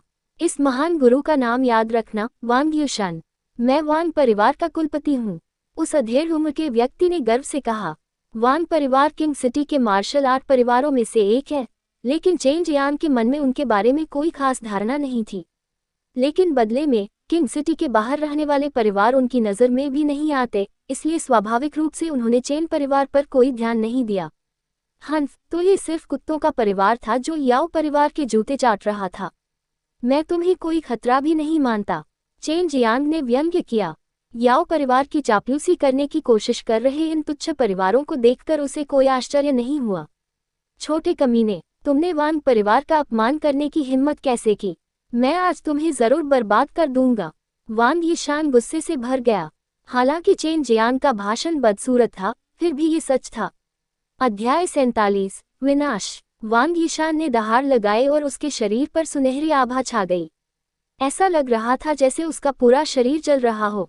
ये वांग परिवार का अनोखा राजा ट्रूक्युई था और इसने एक अतुलनीय रूप से भयंकर दबाव दिया। चेन जियांग की ओर अपनी सुनहरी मुट्ठी हवा में उछालने से पहले वांग यीशान ने कुछ कदम उठाए। एक कठोर और शक्तिशाली क्यूई दहाड़ के साथ फूट पड़ी। पलक झपकते ही दबाव सीधे चेन जियांग के चेहरे पर आ गया। आभा से भरा प्रहार आगे की ओर बढ़ता हुआ गड़गड़ाहट के साथ आगे बढ़ा, जिससे विस्फोटों की एक श्रृंखला बन गई, जिससे आसपास के सभी पत्थर कई टुकड़ों में बिखर गए। एक गहरी खाई बन गई। ऐसा लग रहा था जैसे अभी अभी फर्श को जोता गया हो। ये देखकर भीड़ कांप उठी। अगर किसी पर इतनी ताकत से प्रहार किया जाता तो वह सिर्फ चूर्ण चूर्ण बनकर रह जाता। केवल इस स्तर की शक्ति के साथ आप कुलपति होने का दावा करने की हिम्मत करते हैं। मेरे पिता अपनी पीठ के पीछे एक हाथ से आपको कुचल सकते थे। चेन जियांग ने तिरस्कारपूर्वक मुस्कुराते हुए अपनी बांह को जोर से लहराया, जिससे आने वाली क्यूई आभा पर तुरंत प्रहार हुआ और उसे नष्ट कर दिया। हर कोई सदमे की अनुभूति से बच नहीं सका। चेन जियांग ने बस अपना हाथ हिलाया जैसे कि वह किसी मक्खी को भगा रहा हो, लेकिन इसके बजाय वह भयावह क्यूई आभा चौंके हुए दर्शकों के सामने आसानी से बह गई। चेन जियांग की क्यूई आभा उसके हाथ की एक लहर से बाहर निकल गई और वह वांग यीशान के वार को पूरी तरह से खत्म करने में सक्षम था। यह अपने आप में निर्विवाद प्रमाण था कि चेन जियांग की क्यूई आभा वांग यीशान की तुलना में कई गुना अधिक मजबूत थी। चेन जियांग के हाथ की एक हल्की लहर के बाद वांग यीशान का आत्मविश्वास और अहंकार हवा में उड़ गया था। इससे उसे संदेह हुआ कि क्या उसकी क्यूई आभा अपनी पूरी क्षमता को प्रकट करने में सक्षम है, लेकिन अपनी क्यूई आभा द्वारा बनाई गई खाई को देखकर उसे एहसास हुआ कि ऐसा नहीं था। जब उसने फिर से इसके बारे में सोचा तो उसका पूरा शरीर कांप उठा, क्योंकि उसे एहसास हुआ कि वह चेन जियांग की दुर्जेय ताकत का मुकाबला नहीं कर सकता। वर्तमान में वांग यीशान बाकी सभी के साथ स्तब्ध होकर खड़े थे। एक झटके के साथ चेन जियांग भयावह गति के साथ वांग यीशान के सामने आ गया, जिसने एक बार फिर सभी को चौंका दिया। इससे पहले कि वांग यीशान कुछ प्रतिक्रिया कर पाता, उसने अपने पेट से एक तेज दर्द महसूस किया। उसने तुरंत अपना सिर नीचे किया और देखा कि एक हाथ नीला सच्चा क्यूई में लिपटा हुआ था। यह उसके पेट में घुस गया था और उसकी पीठ से बाहर निकल आया था।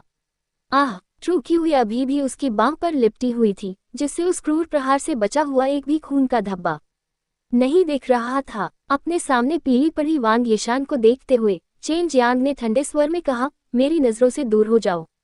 यह मेरे और ब्लैक विंग गैंग के बीच की बात है। तुम हमारे बीच आकर खुद ही इस मुसीबत में पड़ गए। अभी के लिए मैं तुम्हें कुत्ते की जान से बख्श दूंगा और तुम्हें हमारे चेन परिवार की असली ताकत देखने दूंगा।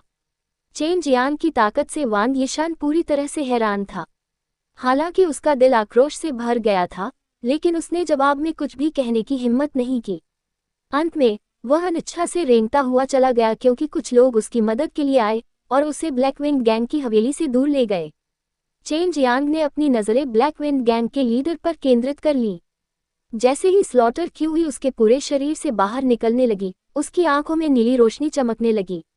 वहां मौजूद सभी लोगों पर नजर घुमाने के बाद वह आखिरकार ब्लैक विंग गैंग के लीडर के पास पहुंच गया।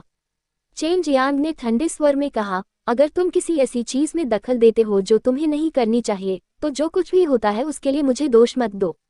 तुम्हारे और मेरे बीच कोई गहरी दुश्मनी नहीं है, और मैं कोई भी ऐसा बेवजह काम नहीं करना चाहता जिससे मेरी ताकत बर्बाद हो जाए।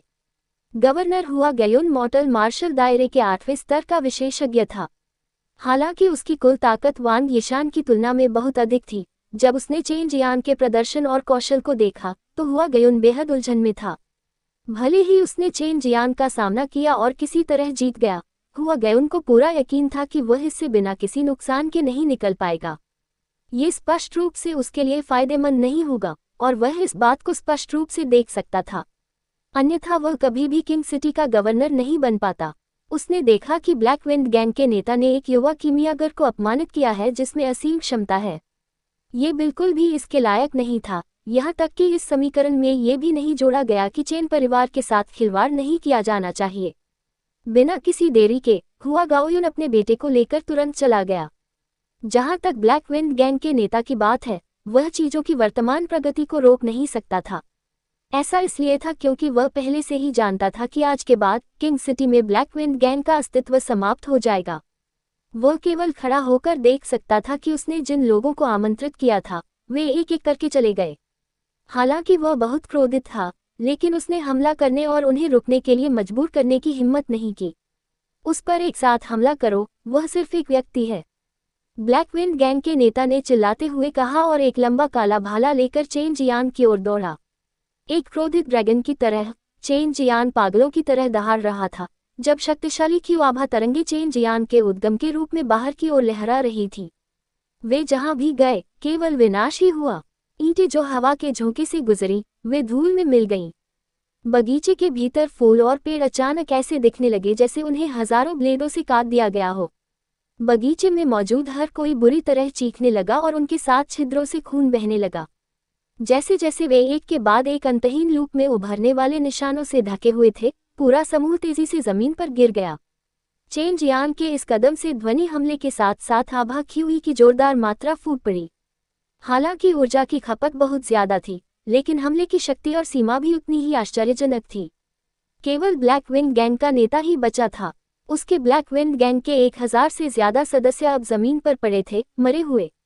यह अविश्वसनीय था कि उन्हें सिर्फ एक 16 वर्षीय किशोर ने मार गिराया, जिसके पास इतनी खतरनाक और डरावनी ट्रूक हुई थी। ब्लैक विंड गैंग के नेता का दिल भय से कांप उठा। अब उसे पता चला कि उसने किस तरह के व्यक्ति के साथ खिलवाड़ किया था। हा हा हा हा, ब्लैक विंड गैंग का नेता अचानक पागलों की तरह हंसने लगता है। तुम किस बात पर हंस रहे हो? चेन जियांग ने पूछा और धीरे धीरे कदम दर कदम उसकी ओर बढ़ा। मैं इसलिए हंस रहा हूं क्योंकि याओ परिवार तुम्हारे चेन परिवार को नहीं छोड़ेगा। तुम्हारा पूरा चेन परिवार नष्ट हो जाएगा। एक गंभीर मुस्कान के साथ ब्लैक विंड गैंग के नेता ने उत्तर दिया। एक पल में चेन जियांग उसके सामने आ गया। उसने अपनी जोरदार सच्ची क्यूई को बाहर निकाला और उसे क्यूई आभा में बदल दिया और एक शक्तिशाली मुक्का मारा। ब्लैक विंड गैंग का नेता चितले की गुड़िया की तरह उड़ गया, दूर क्षितिज पर एक घर से टकरा गया। चेन जियांग तेजी से उसकी ओर उड़ गया। घर में घुसते ही उसने ब्लैक विंड गैंग के नेता का सिर पकड़ लिया और अपने दिल में चिल्लाया, शैतान को निगलने का कौशल। ये ब्लैक विंड गैंग का लीडर मॉर्टल मार्शल दायरे के 7वें स्तर पर था। उसके शरीर में ट्रू क्यूई की मात्रा खराब नहीं थी, लेकिन वह चेन जियांग का सामना कर रहा था। इस राक्षस के सामने ब्लैक विंड गैंग का लीडर पूरी तरह से असहाय और पूरी तरह से कमजोर था। जब चेन जियांग ने पहली बार एंगल्फिंग डेविल स्किल का इस्तेमाल किया तो उसने महसूस किया कि उसके हाथ में बहुत ज्यादा मात्रा में ट्रू क्यूई आ रही है, जो सीधे उसके शरीर की ओर बढ़ रही है। ये ट्रू क्यूई बहुत दमनकारी थी और यह उसके शरीर में घूमती रही। पूरी प्रक्रिया ने उसे असहज महसूस कराया, लेकिन यह असहनीय नहीं था। ब्लैक विंड गैंग का नेता निराशा में चिल्लाया। उसका दिल अंतहीन निराशा में था। उसने कभी सपने में भी नहीं सोचा था कि चेन जियांग वास्तव में उसके शरीर के भीतर आंतरिक सच्ची क्यूई को बाहर निकाल सकता है और फिर उसे अवशोषित कर सकता है। यह मार्शल कौशल बेहद भयावह था। अगर किसी धार्मिक संप्रदाय को इसके बारे में पता चला तो वे निश्चित रूप से चेन जियांग का शिकार करेंगे। चेन जियांग ने अमर और शैतान तालाब के भीतर अपने शरीर को परिष्कृत किया था। उसकी हड्डियां, मांसपेशियां और मेरिडियन सभी अतुलनीय रूप से मजबूत थे। ये वास्तव में ट्रू क्यूई के इस अचानक उछाल का सामना करने के लिए पर्याप्त था। इस प्रकार उसके शरीर को विस्फोट से रोक दिया। यही कारण था कि बाई यूयू ने उसे यह शैतानी कौशल सिखाने का साहस किया था, क्योंकि इस तकनीक के लिए बहुत मजबूत शरीर की आवश्यकता थी। कुछ ही पलों में ब्लैक विंड गैंग के नेता ने कड़ी मेहनत से विकसित की गई सच्ची क्यूई को चेन जियांग द्वारा पूरी तरह से वंचित कर दिया था। परिणामस्वरूप ब्लैक विंड गैंग के नेता की कुछ ही समय बाद मृत्यु हो गई। चेन जियांग भी मुश्किल समय से गुजर रहा था। वह इस दमनकारी सच्ची क्यूई को दबाना और नियंत्रित करना चाहता था, अन्यथा ये बहुत परेशानी भरा होगा। इस समय chain Jiang black wind gang को लूटने के बारे में नहीं सोच रहा था, बल्कि ब्लैक विंड गैंग के नेता के शरीर को भस्म करने के लिए जल्दी से जल्दी निकल गया। अगर कोई याओ परिवार का विशेषज्ञ आ गया तो वह बहुत बड़ी मुसीबत में पड़ जाएगा। साथ ही वह इस ट्रू क्यूई को पूरी तरह से परिष्कृत करने की जल्दी में था। वर्तमान में उसकी ताकत मॉर्टल मार्शल दायरे के 8वें स्तर के बराबर थी। शक्ति के इस स्तर तक पहुंचना अपने आप में बहुत भयावह था। ये ज्ञात होना चाहिए कि पूरे दक्षिणी मार्शल साम्राज्य में केवल कुछ ही मार्शल कलाकार मॉर्टल मार्शल दायरे के 8वें स्तर तक पहुंच पाए थे। डैन किंग हॉल के पिछवाड़े में चेन जियांग आया और जल्दी से धरती के नीचे एक निजी कमरे में घुस गया। जब चेन लुजुंग ने चेन जियांग के गरिमा में रंग को देखा तो उसने कुछ भी पूछने की हिम्मत नहीं की। अगर मेंग वो गोलियों को परिष्कृत करने के लिए एकांत में नहीं गया होता तो डैन किंग हॉल नष्ट नहीं होता। ब्लैक विंड गैंग का नाश हो चुका था। ये खबर जल्द ही पूरे किंग सिटी में फैल गई। सुबह वे डैन किंग हॉल में उपद्रव मचाने गए थे, लेकिन उसी दोपहर में पूरा गैंग पूरी तरह से खत्म हो गया। इतना ही नहीं, ये सब अकेले चेन जियांग ने किया था।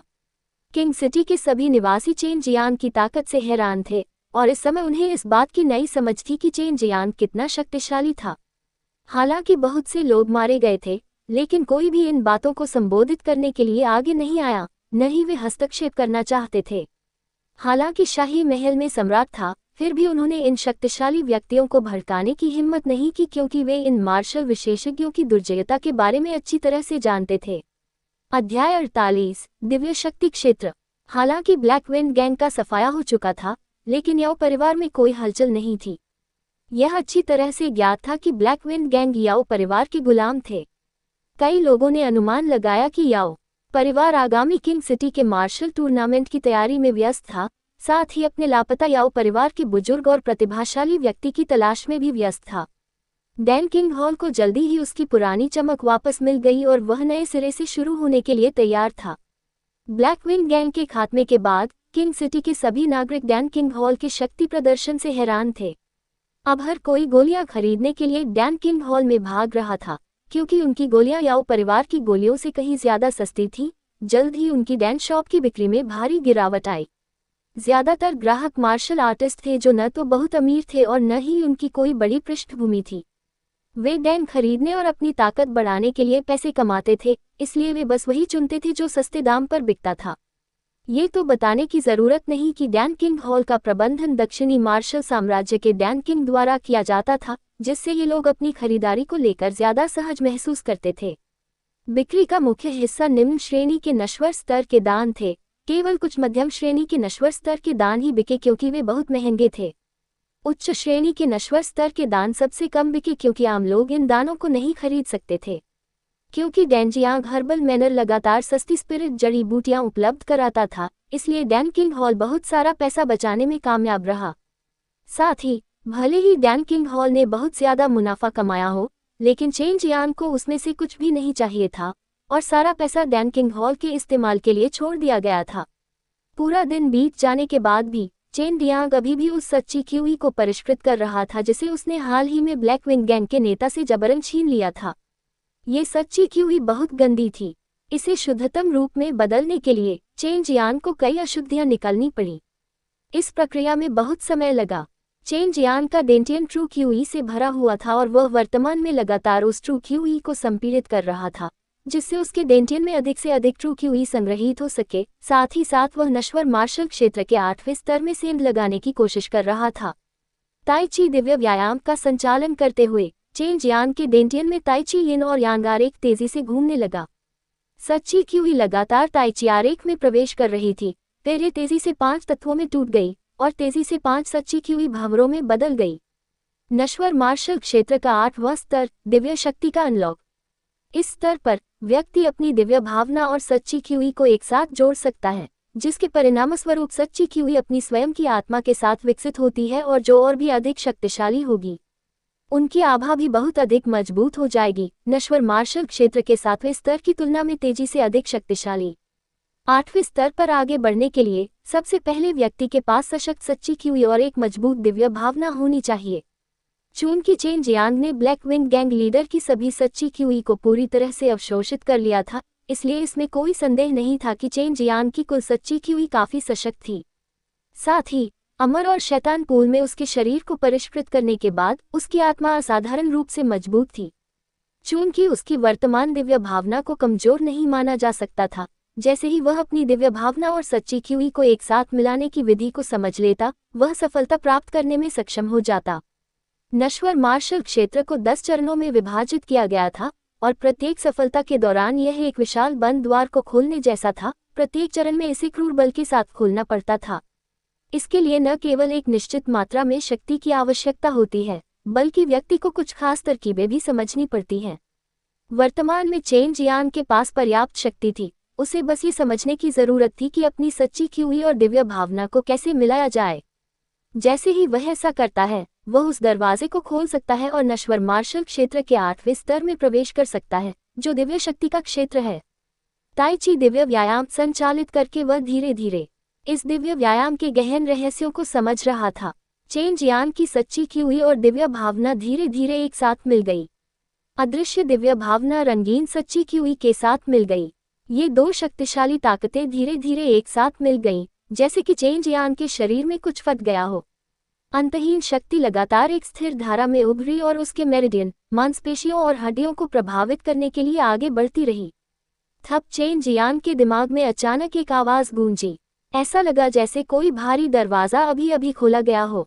एक स्थिर लेकिन तेज धारा में इस दरवाजे से उसके शरीर में शक्ति का एक अंतहीन प्रवाह बह निकला, जिससे उसकी ताकत बढ़ गई और वह पहले से भी ज्यादा अत्याचारी हो गया।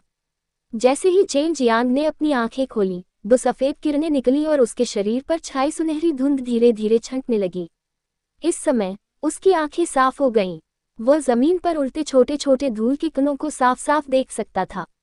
वह हर दिशा से दूर की आवाजें साफ साफ सुन सकता था, लेकिन उसे नहीं लगा कि यह शोर है। वह साफ साफ पहचान सकता था कि हर आवाज क्या थी, हर व्यक्ति उन अव्यवस्थित शोरों के बीच क्या कह रहा था। सबसे महत्वपूर्ण समय में चेन जियांग ने नश्वर मार्शल क्षेत्र, दिव्य शक्ति क्षेत्र के 8वें स्तर में प्रवेश किया था। वह भी लगभग 17 वर्ष का होने वाला था। किंग सिटी का मार्शल आर्ट टूर्नामेंट हर दशक में एक बार आयोजित किया जाता था। इस भव्य टूर्नामेंट में केवल 20 या उससे कम उम्र के लोग ही भाग ले सकते थे। इस बार इसे याओ परिवार द्वारा आयोजित किया गया था और अमर पहाड़ों से मार्शल आर्ट संप्रदायों के कई विशेषज्ञों द्वारा इसकी देखरेख की गई थी। जो कोई भी पूरी प्रतियोगिता में प्रथम स्थान प्राप्त करने में सफल होता है, वह न केवल एक उच्च grade spirit level true elemental Dan जीतता है, बल्कि अवलोकन करने वाले मार्शल आर्ट संप्रदायों में से एक में प्रवेश करने की योग्यता भी अर्जित करता है। ये किसी के लिए भी बहुत आकर्षक पुरस्कार थे। ये जान लेना चाहिए कि स्पिरिट लेवल डैन पहले से ही बहुत महंगे थे। वास्तव में वे आमतौर पर बेचे नहीं जाते थे। जिन लोगों को उनकी आवश्यकता होती थी, उन्हें व्यक्तिगत रूप से इसे परिष्कृत करने के लिए किसी कीमियागर की तलाश करनी पड़ती थी। ये तो बताने की जरूरत ही नहीं है कि डैन को परिष्कृत करने में हमेशा विफलता का जोखिम बहुत ज्यादा रहता था, और इसके अलावा यह एक उच्च श्रेणी का spirit level true elemental Dan था। प्रत्येक सच्चे तत्व डैन में शुद्ध सच्ची क्यूई की एक बड़ी मात्रा होती है। अपने भीतर की ऊर्जा को लेने और परिष्कृत करने के बाद डैन को अवशोषित करने वाला व्यक्ति स्वर्ग और पृथ्वी की आत्मा क्यूई को अवशोषित करने की लंबी कठिन प्रक्रिया से गुजरे बिना आसानी से बड़ी मात्रा में सच्ची क्यूई प्राप्त कर सकता है। ये वास्तव में एक शानदार डैन था जो किसी की शक्ति को तेजी से बढ़ा सकता था। किंग सिटी के मार्शल आर्ट टूर्नामेंट के लिए बहुत से लोगों ने आवेदन किया था, लेकिन केवल कुछ ही लोग कठोर मूल्यांकन से गुजर पाए। वास्तव में कुल मिलाकर केवल 40 लोग ही थे। इससे पता चलता है कि किंग सिटी के मार्शल आर्ट टूर्नामेंट के लिए कितनी उच्च आवश्यकताएं थीं। परीक्षण के दौरान चेन जियांग को आसानी से उच्चतम मूल्यांकन मिला।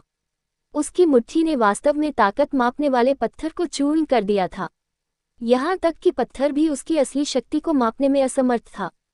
हालांकि अभी तक एक भी व्यक्ति ने चेन जियांग के आगमन पर ध्यान नहीं दिया था।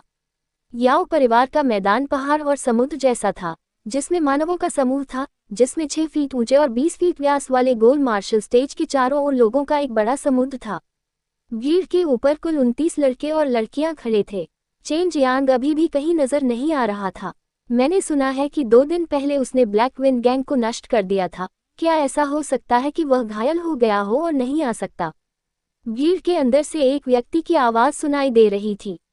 सबसे अधिक संभावना है। आखिरकार मैंने सुना है कि ब्लैक विंग गैंग का नेता 7वें स्तर का मॉर्टल मार्शल रियल एक्सपर्ट था।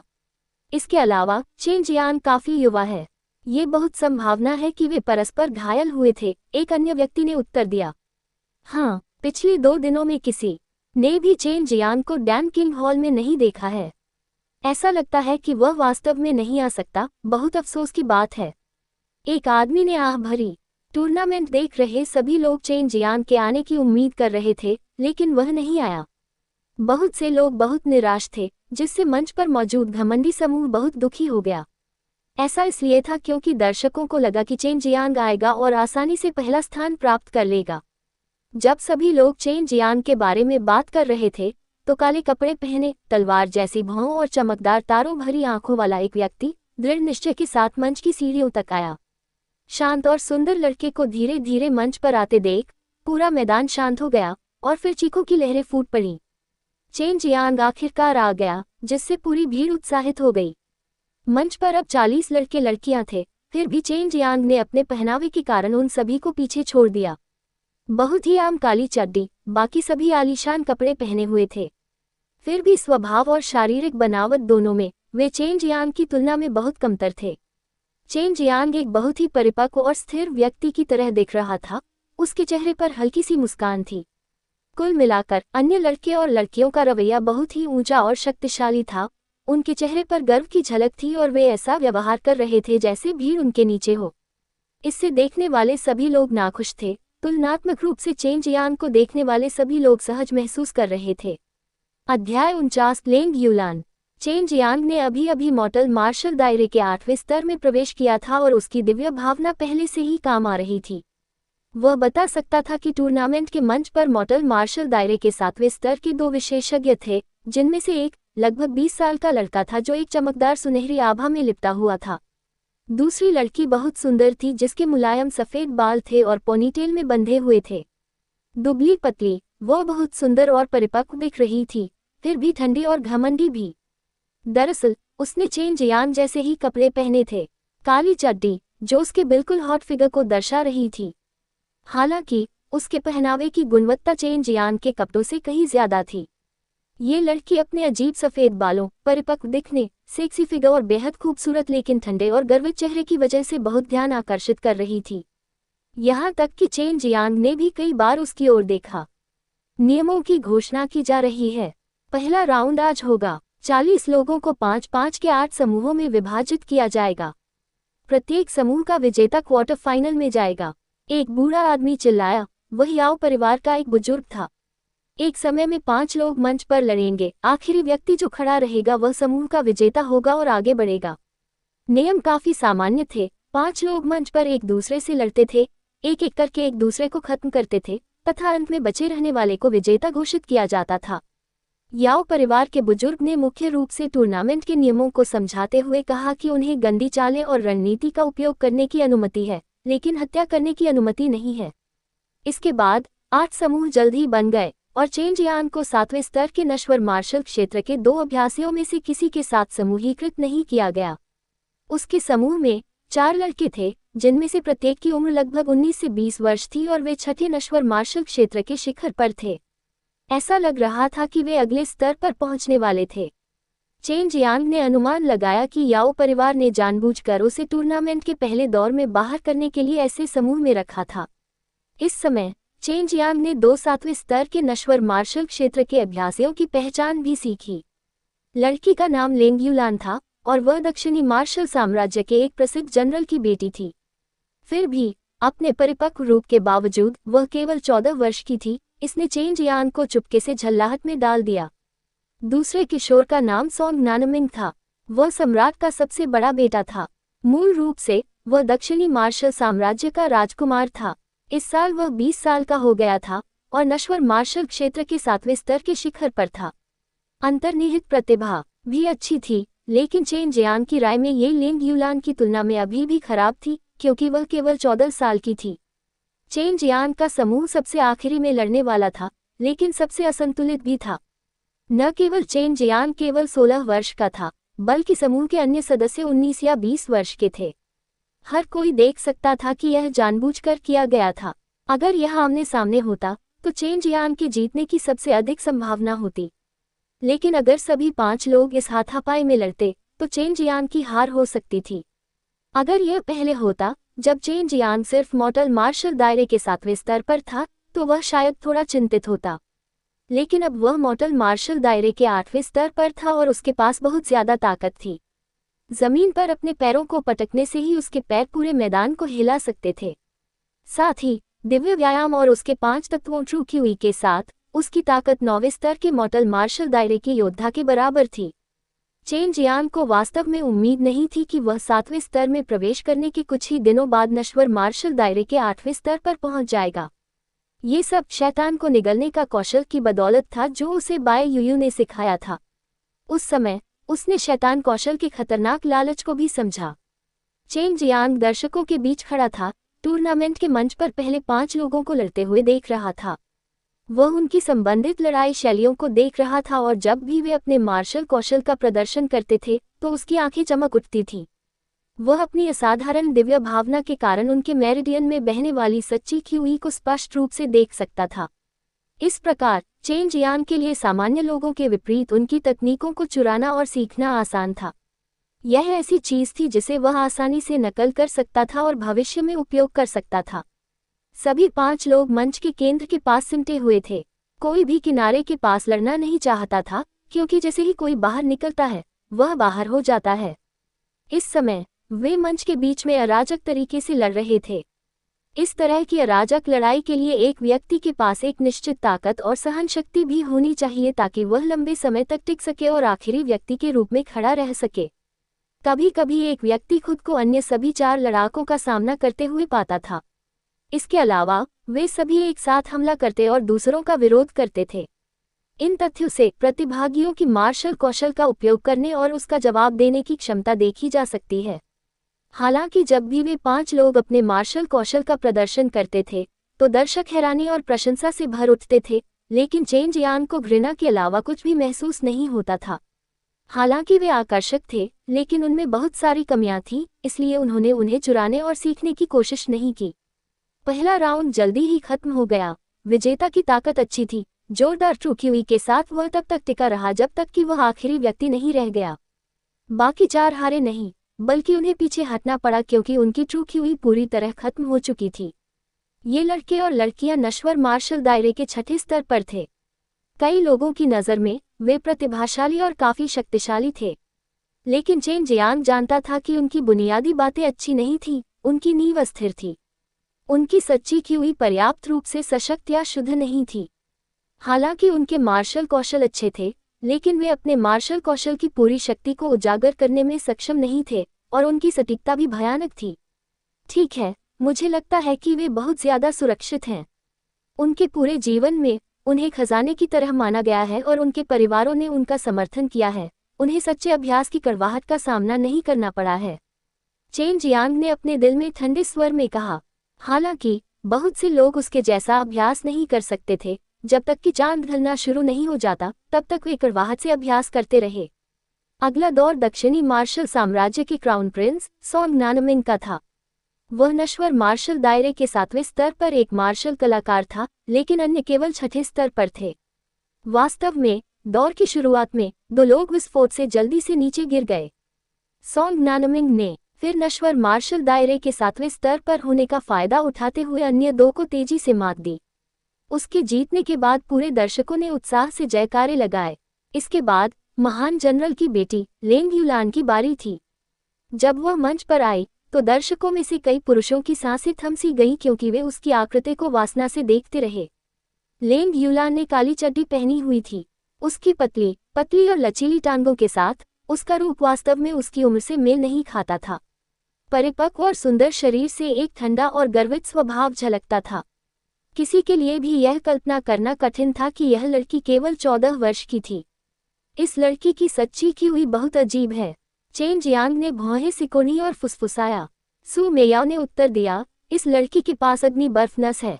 ये किस रंग की है मैं नहीं बता सकता। वह जिस सच्ची की हुई का अभ्यास करती है वह अग्नि और बर्फ की सच्ची की हुई होनी चाहिए।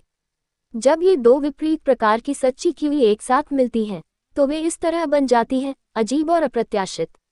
यदि आप उसकी लपटों का सामना करते हैं तो ये बहुत संभव है कि वे आपको जमा दें। संक्षेप में, ये छोटी लड़की अद्भुत और असाधारण है। यदि आप उसके साथ दोस्त बन जाते हैं तो यह शायद सबसे अच्छा होगा।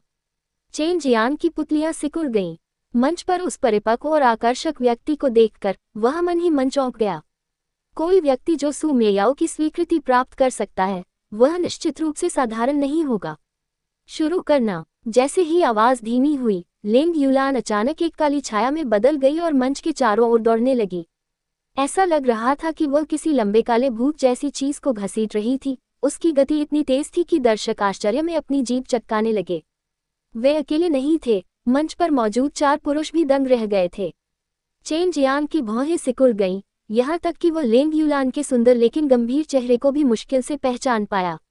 लेकिन इस हरकत ने उसकी आंखों को बहुत थका दिया। उसकी तेज गति ने उसे भी हैरान कर दिया। धमाका! अचानक एक आवाज आई जब मंच पर मौजूद प्रतिभागियों में से एक अचानक उड़ गया। हालांकि ज्यादातर लोगों ने यह नहीं देखा कि उस आदमी को कैसे पीटा गया, लेकिन सभी को एहसास हुआ कि यह तेज लेंग युलान ही रहा होगा। वास्तव में इस समय ज्यादातर दर्शकों को सिर्फ उसकी परछाई ही दिखाई दे रही थी। हालांकि चेन जियांग ने साफ देखा कि लेंग युलान ने युवक पर जोरदार लात मारी थी। यह इतनी जोरदार थी कि एक ही वार के बाद वह व्यक्ति उड़ गया। लेंग युलान ने अपने सभी प्रतिद्वंद्वियों पर इस तरह से वार किया कि सिर्फ उनकी छवि ही दिखाई दे रही थी। फिर भी सिर्फ एक किक की वजह से उनके सभी प्रतियोगी उड़ गए। जब दूसरे प्रतिभागी एक एक करके बाहर निकल गए तो सभी ने जयकारे लगाए। लेंग युलान ने सफलतापूर्वक क्वार्टर फाइनल में प्रवेश कर लिया है। अगला अंतिम समूह है, याओ परिवार के बुजुर्ग ने चिल्लाकर कहा। अंत में चेन जियांग की बारी थी। सभी जानते थे कि चेन जियांग को 4 अन्य छठे स्तर के नश्वर मार्शल दायरे के विशेषज्ञों का सामना करना था। उनमें से प्रत्येक कई वर्षों से उस दायरे में रह रहे थे। वे स्वाभाविक रूप से उसी स्तर के अन्य लोगों की तुलना में बहुत अधिक शक्तिशाली थे, जिससे चेन जियांग के लिए यह और भी अधिक नुकसानदेह हो गया। अध्याय 50 कथानक। जैसे ही चेन जियांग ने मंच पर कदम रखा, उसके चेहरे पर पूरी तरह से आराम की भावना थी। वह अपने 4 शक्तिशाली विरोधियों की वजह से किसी भी तरह से चिंतित नहीं था। उसके शांत और आत्मविश्वासी रवैये ने दूसरों को उसकी प्रशंसा करने पर मजबूर कर दिया। चेन जियांग स्टेज पर बाकी 4 लोगों के साथ खड़ा था, और भले ही वे 20 साल के थे, फिर भी वे छोटे थे। उनका कद 17 साल की चेन जियांग जितना मजबूत नहीं था। वह वास्तव में उनकी तुलना में अधिक स्वस्थ और ऊर्जावान दिख रहा था। दर्शकों में से एक लेंग युलान ने चेन जियांग को गंभीरता से देखा। उसकी ठंडी और खूबसूरत आंखें चेन जियांग को ध्यान से देख रही थीं। वह उसके आर पार देखना चाहती थी, लेकिन ऐसा लग रहा था जैसे बादलों ने और भी बादल छाए हुए थे। वह चेन जियांग की सांसों को भी महसूस नहीं कर पा रही थी। शुरू करना। जैसे ही संकेत दिया गया, सभी 4 प्रतिभागी चेन जियांग की ओर बहुत तेजी से दौड़े। उसी समय उन्होंने एक साथ जोरदार ट्रूक्यूई में लिपटे मुट्ठी को बाहर निकाला। हर कोई स्पष्ट रूप से बता सकता था कि चारों मुट्ठियों ने ट्रूक्यूई की भयावह मात्रा उत्सर्जित की। ऐसा लग रहा था कि वे विशाल पहाड़ों को भी छोटी चट्टानों में उड़ा सकते हैं। चेन जियांग दोनों हाथों को पीछे करके चुपचाप खड़ा रहा। चारों मुट्ठियां उसकी छाती पर जम गईं और क्यूई तरंगों में फट गईं, जिससे भयंकर हवाएं चलने लगीं। पूरा टूर्नामेंट स्टेज बुरी तरह हिल गया और लगभग ढह गया। इस पल हर किसी का दिल रुक गया। चारों मुट्ठियां इतनी भयावह थीं और सभी एक ही लक्ष्य पर जमी थीं। लोगों की तो बात ही छोड़िए, ठोस लोहे की सलाखें भी ऐसे दबाव में आसानी से टूट सकती थीं। लेकिन चेन जियांग कोई साधारण आदमी नहीं था। जब 4 मुट्ठियां उसकी छाती पर लगी तो उसके हाव भाव में जरा भी बदलाव नहीं आया। वास्तव में अगर कुछ हुआ तो वह वहां खड़े होने पर ज्यादा शांत था, जिसने पूरी भीड़ को खामोशी में डुबो दिया। हर कोई लकड़ी के मुर्गे की तरह मुंह बना हुआ था। भीड़ में हर एक चेहरे पर आश्चर्य साफ दिखाई दे रहा था। लेंग यूलान की भौहें सिकुड़ गईं, वह चेन जियान को कसकर देख रही थी। उसका परिपक्व, गर्वित और ठंडा चेहरा आश्चर्य से रंगा हुआ था। भले ही उसने अपनी सारी सच्ची क्यूई पूरी तरह से खत्म कर दी हो, वह केवल उन 4 मुट्ठियों का ही विरोध कर सकती थी। फिर भी चेन जियांग ने न केवल किसी सच्ची क्यूई का इस्तेमाल नहीं किया, बल्कि उसने खुद को बचाने के लिए भी तैयार नहीं किया। इस तरह उसने उन 4 वारों को सहजता से झेला। चेन जियांग ने ट्रू क्यूई का उपयोग नहीं किया क्योंकि वह पहले ही नश्वर वैवाहिक क्षेत्र के 8वें स्तर में प्रवेश कर चुका था। इसके अलावा अमर और शैतान पूल में शोधन के कारण उसका शरीर स्वाभाविक रूप से बहुत मजबूत था। उसके लिए नश्वर वैवाहिक क्षेत्र के 6ठे स्तर और पहले स्तर के प्रतिद्वंद्वी एक जैसे थे, उनके हमले केवल सतही थे। बेशक वहां मौजूद सभी लोगों में से सबसे ज्यादा हैरान वे 4 लोग थे जिन्होंने चेन जियांग पर हमला किया था। जब उनके भयानक हमले चेन जियांग के शरीर पर हुए तो ऐसा लगा जैसे सब कुछ खत्म हो गया हो। उन्होंने अपने हमलों में जो बहुत ज्यादा ताकत लगाई थी वह चुपचाप गायब हो गई, जिससे उन सभी को अपनी ताकत पर सवाल उठने लगे क्योंकि दूसरे पक्ष ने उनके संयुक्त हमलों का सामना कितनी आसानी से किया था, सिर्फ उसके शरीर के साथ। वे सभी खुलेआम पीछे हट गए। अगर चेन जियांग उनके एक साथ होने वाले हमले का सहजता से विरोध कर सकता है और पीछे भी नहीं हट सकता, तो कोई केवल उसकी ताकत की कल्पना कर सकता है। ये पूरी तरह से निश्चित था कि वह बेहद शक्तिशाली था। चेन जियांग ने अपनी आंखें पूरी तरह से खोली क्योंकि अदृश्य वध की उसके शरीर से बाहर निकल रहा था। चारों लोग अत्यधिक रक्तपात में नहाए हुए थे क्योंकि उनके पूरे शरीर जम गए थे। ऐसा लग रहा था जैसे वे वध की ऊंचाई पर नरक में गिर गए थे और चेन जियांग वध का देवता था और चारों लोग वधशाला में ले जाए जाने वाले मेमने से ज्यादा कुछ नहीं थे। क्या आप नीचे उतरना और हार मानना चाहते हैं, या आप चाहते हैं कि मैं कार्रवाई करूं? चेन जियांग की आवाज हत्या के इरादे से भरी हुई थी। ये वास्तव में भयानक था। ये वध क्यूई उसके द्वारा श्वेत बाघ दिव्य अभ्यास से वध हृदय का अभ्यास करने के परिणाम स्वरूप हुआ, जिसने आध्यात्मिक दबाव जोड़ा। चेन जियांग की आवाज गूंजी और खड़े चारों लोग तुरंत पीछे हट गए। उसकी भयावह और लगभग दिव्य हत्या करने वाली भावना के प्रभाव में उनकी आत्माएं बहुत पहले ही टूट चुकी थी। उसकी दिव्य भावना की मदद से उनमें से किसी के पास भी उसके खिलाफ लड़ने का कोई इरादा नहीं बचा था। शुरू से आखिर तक चेन जियांग ने एक कदम भी नहीं हिलाया। उसने बस बाकी 4 को डराकर क्वार्टर फाइनल में प्रवेश कर लिया। ये परिणाम किसी की भी उम्मीद से परे था। क्वार्टर फाइनल में प्रवेश करने वालों को इस राक्षस चेन जियांग का सामना करने से बहुत अधिक दबाव का सामना करना पड़ा। उनकी जीत की संभावनाएं बहुत कम हो गईं। अगला कदम 4 समूहों में एक मुकाबला करना था। इसे भी याओ परिवार ने ही मैनेज किया था, लेकिन काफी समय से मैच की घोषणा नहीं की गई थी। चेन जियांग ने कुछ नहीं कहा। उसकी नज़र में जिससे भी उसे लड़ना था वह वही था। भले ही याओ परिवार ने गंदी चालें चलने की कोशिश की हो, लेकिन वे सब अभी की उनकी कोशिशों की तरह बेकार साबित होंगी। चेन जियांग का अगला प्रतिद्वंद्वी याओ परिवार का सदस्य निकला। वास्तव में ऐसा लगता है कि वह याओ त्यानहुआ का भाई था। उसका नाम याओ चोंग था और वह नश्वर मार्शल दायरे के केवल 6ठे स्तर का था। इससे चेन जियांग को एक पल के लिए आश्चर्य हुआ, लेकिन उसने जल्दी ही अनुमान लगा लिया कि चीजें वैसी नहीं थी जैसी कि लग रही थी, क्योंकि वह याओ परिवार की ताकत के बारे में सबसे स्पष्ट था। यह उल्लेख करने की आवश्यकता नहीं है कि याओ परिवार ने अपने ही परिवार के किसी व्यक्ति को लड़ने के लिए बुलाया था। इसमें कोई संदेह नहीं था कि इसमें किसी प्रकार की चालबाजी शामिल थी। याओ परिवार के शिष्य आमतौर पर या तो आत्मा जड़ी बूटियां लगाते थे या कीमिया तकनीक सीखते थे। शुरू से ही उनकी ताकत दूसरों से बहुत पीछे थी। याओ त्यानहुआ एक अपवाद था क्योंकि वह कीमिया का अभ्यास कर सकता था और उसके पास अच्छी मात्रा में शक्ति थी, हालांकि वह वर्तमान में गायब था। याओ परिवार के पास कोई अन्य उत्कृष्ट शिष्य नहीं था। याओ परिवार ने मुख्य रूप से अपने दान का उपयोग अन्य परिवारों और बड़ी संख्या में घुमंतु मार्शल कलाकारों को अपने अधिकार में बसने के लिए आकर्षित करने के लिए किया। एक बार फिर चेन जियांग दिन के आखिरी दौर में था। कल से हर दिन 2 मुकाबले होंगे, एक सुबह और एक दोपहर में। चेन जियांग को किसी की चिंता नहीं थी, इसलिए वह पहले के मैच देखने नहीं गया। उसे लगा कि समय कीमिया का अभ्यास करने में बेहतर होगा। एक बार 2 दिन बीत गए और चेन जियांग दोपहर का खाना खाने के बाद याओ परिवार की ओर जा रहा था। हालांकि वह 3 मैच देखने नहीं गया था, 2 कल और 1 आज सुबह। फिर भी उसे पता चल गया कि कौन जीता। क्राउन प्रिंस और लेंग यूलान दोनों ने अपने अपने मैच जीत लिए और कल सुबह एक दूसरे से भिड़ेंगे। क्राउन प्रिंस और महान जनरल की बेटी के बीच यह मैच बहुत दिलचस्प होना चाहिए। शायद मैं कल जाकर देखूंगा। चेन जियांग ने टूर्नामेंट के मंच पर कदम रखते हुए याओ चोंग के आने का इंतजार करते हुए जल्दी से मन ही मन एक बात सोची। चेन जियांग और याओ चोंग की लड़ाई के लिए सभी को लगा कि चेन जियांग आसानी से जीत जाएगा। हालांकि वे निश्चित थे कि याओ परिवार चेन जियांग को याओ चोंग का सामना करने की अनुमति क्यों देगा। यह उसे एक कृतघ्न और व्यर्थ काम करने के लिए भेजने जैसा था। आपकी ताकत का प्रदर्शन स्पष्ट रूप से आपकी योग्यता को दर्शाता है, क्योंकि आपने त्यानहुआ को हराया है। मुझे उम्मीद है कि भाई चेन कुछ नरमी दिखाएंगे। याओ चोंग ने चेन जियांग के पास जाकर मुस्कुराते हुए कहा। याओ चेन और याओ त्यानहुआ कुछ हद तक एक जैसे दिखते थे। दोनों के चेहरे पर गर्व की झलक आसानी से देखी जा सकती थी, लेकिन याओ चेन के चेहरे पर यह ज्यादा दबी हुई दिख रही थी। चेन जियांग को वास्तव में इस याओ परिवार के जूनियर या उसके शिष्टाचार की परवाह नहीं थी। चेन जियांग मुस्कुराया और कहा, फिर हम अपनी मार्शल आर्ट पर नोट्स की तुलना कर सकते हैं। दोनों शीघ्र ही एक दूसरे से अलग हो गए।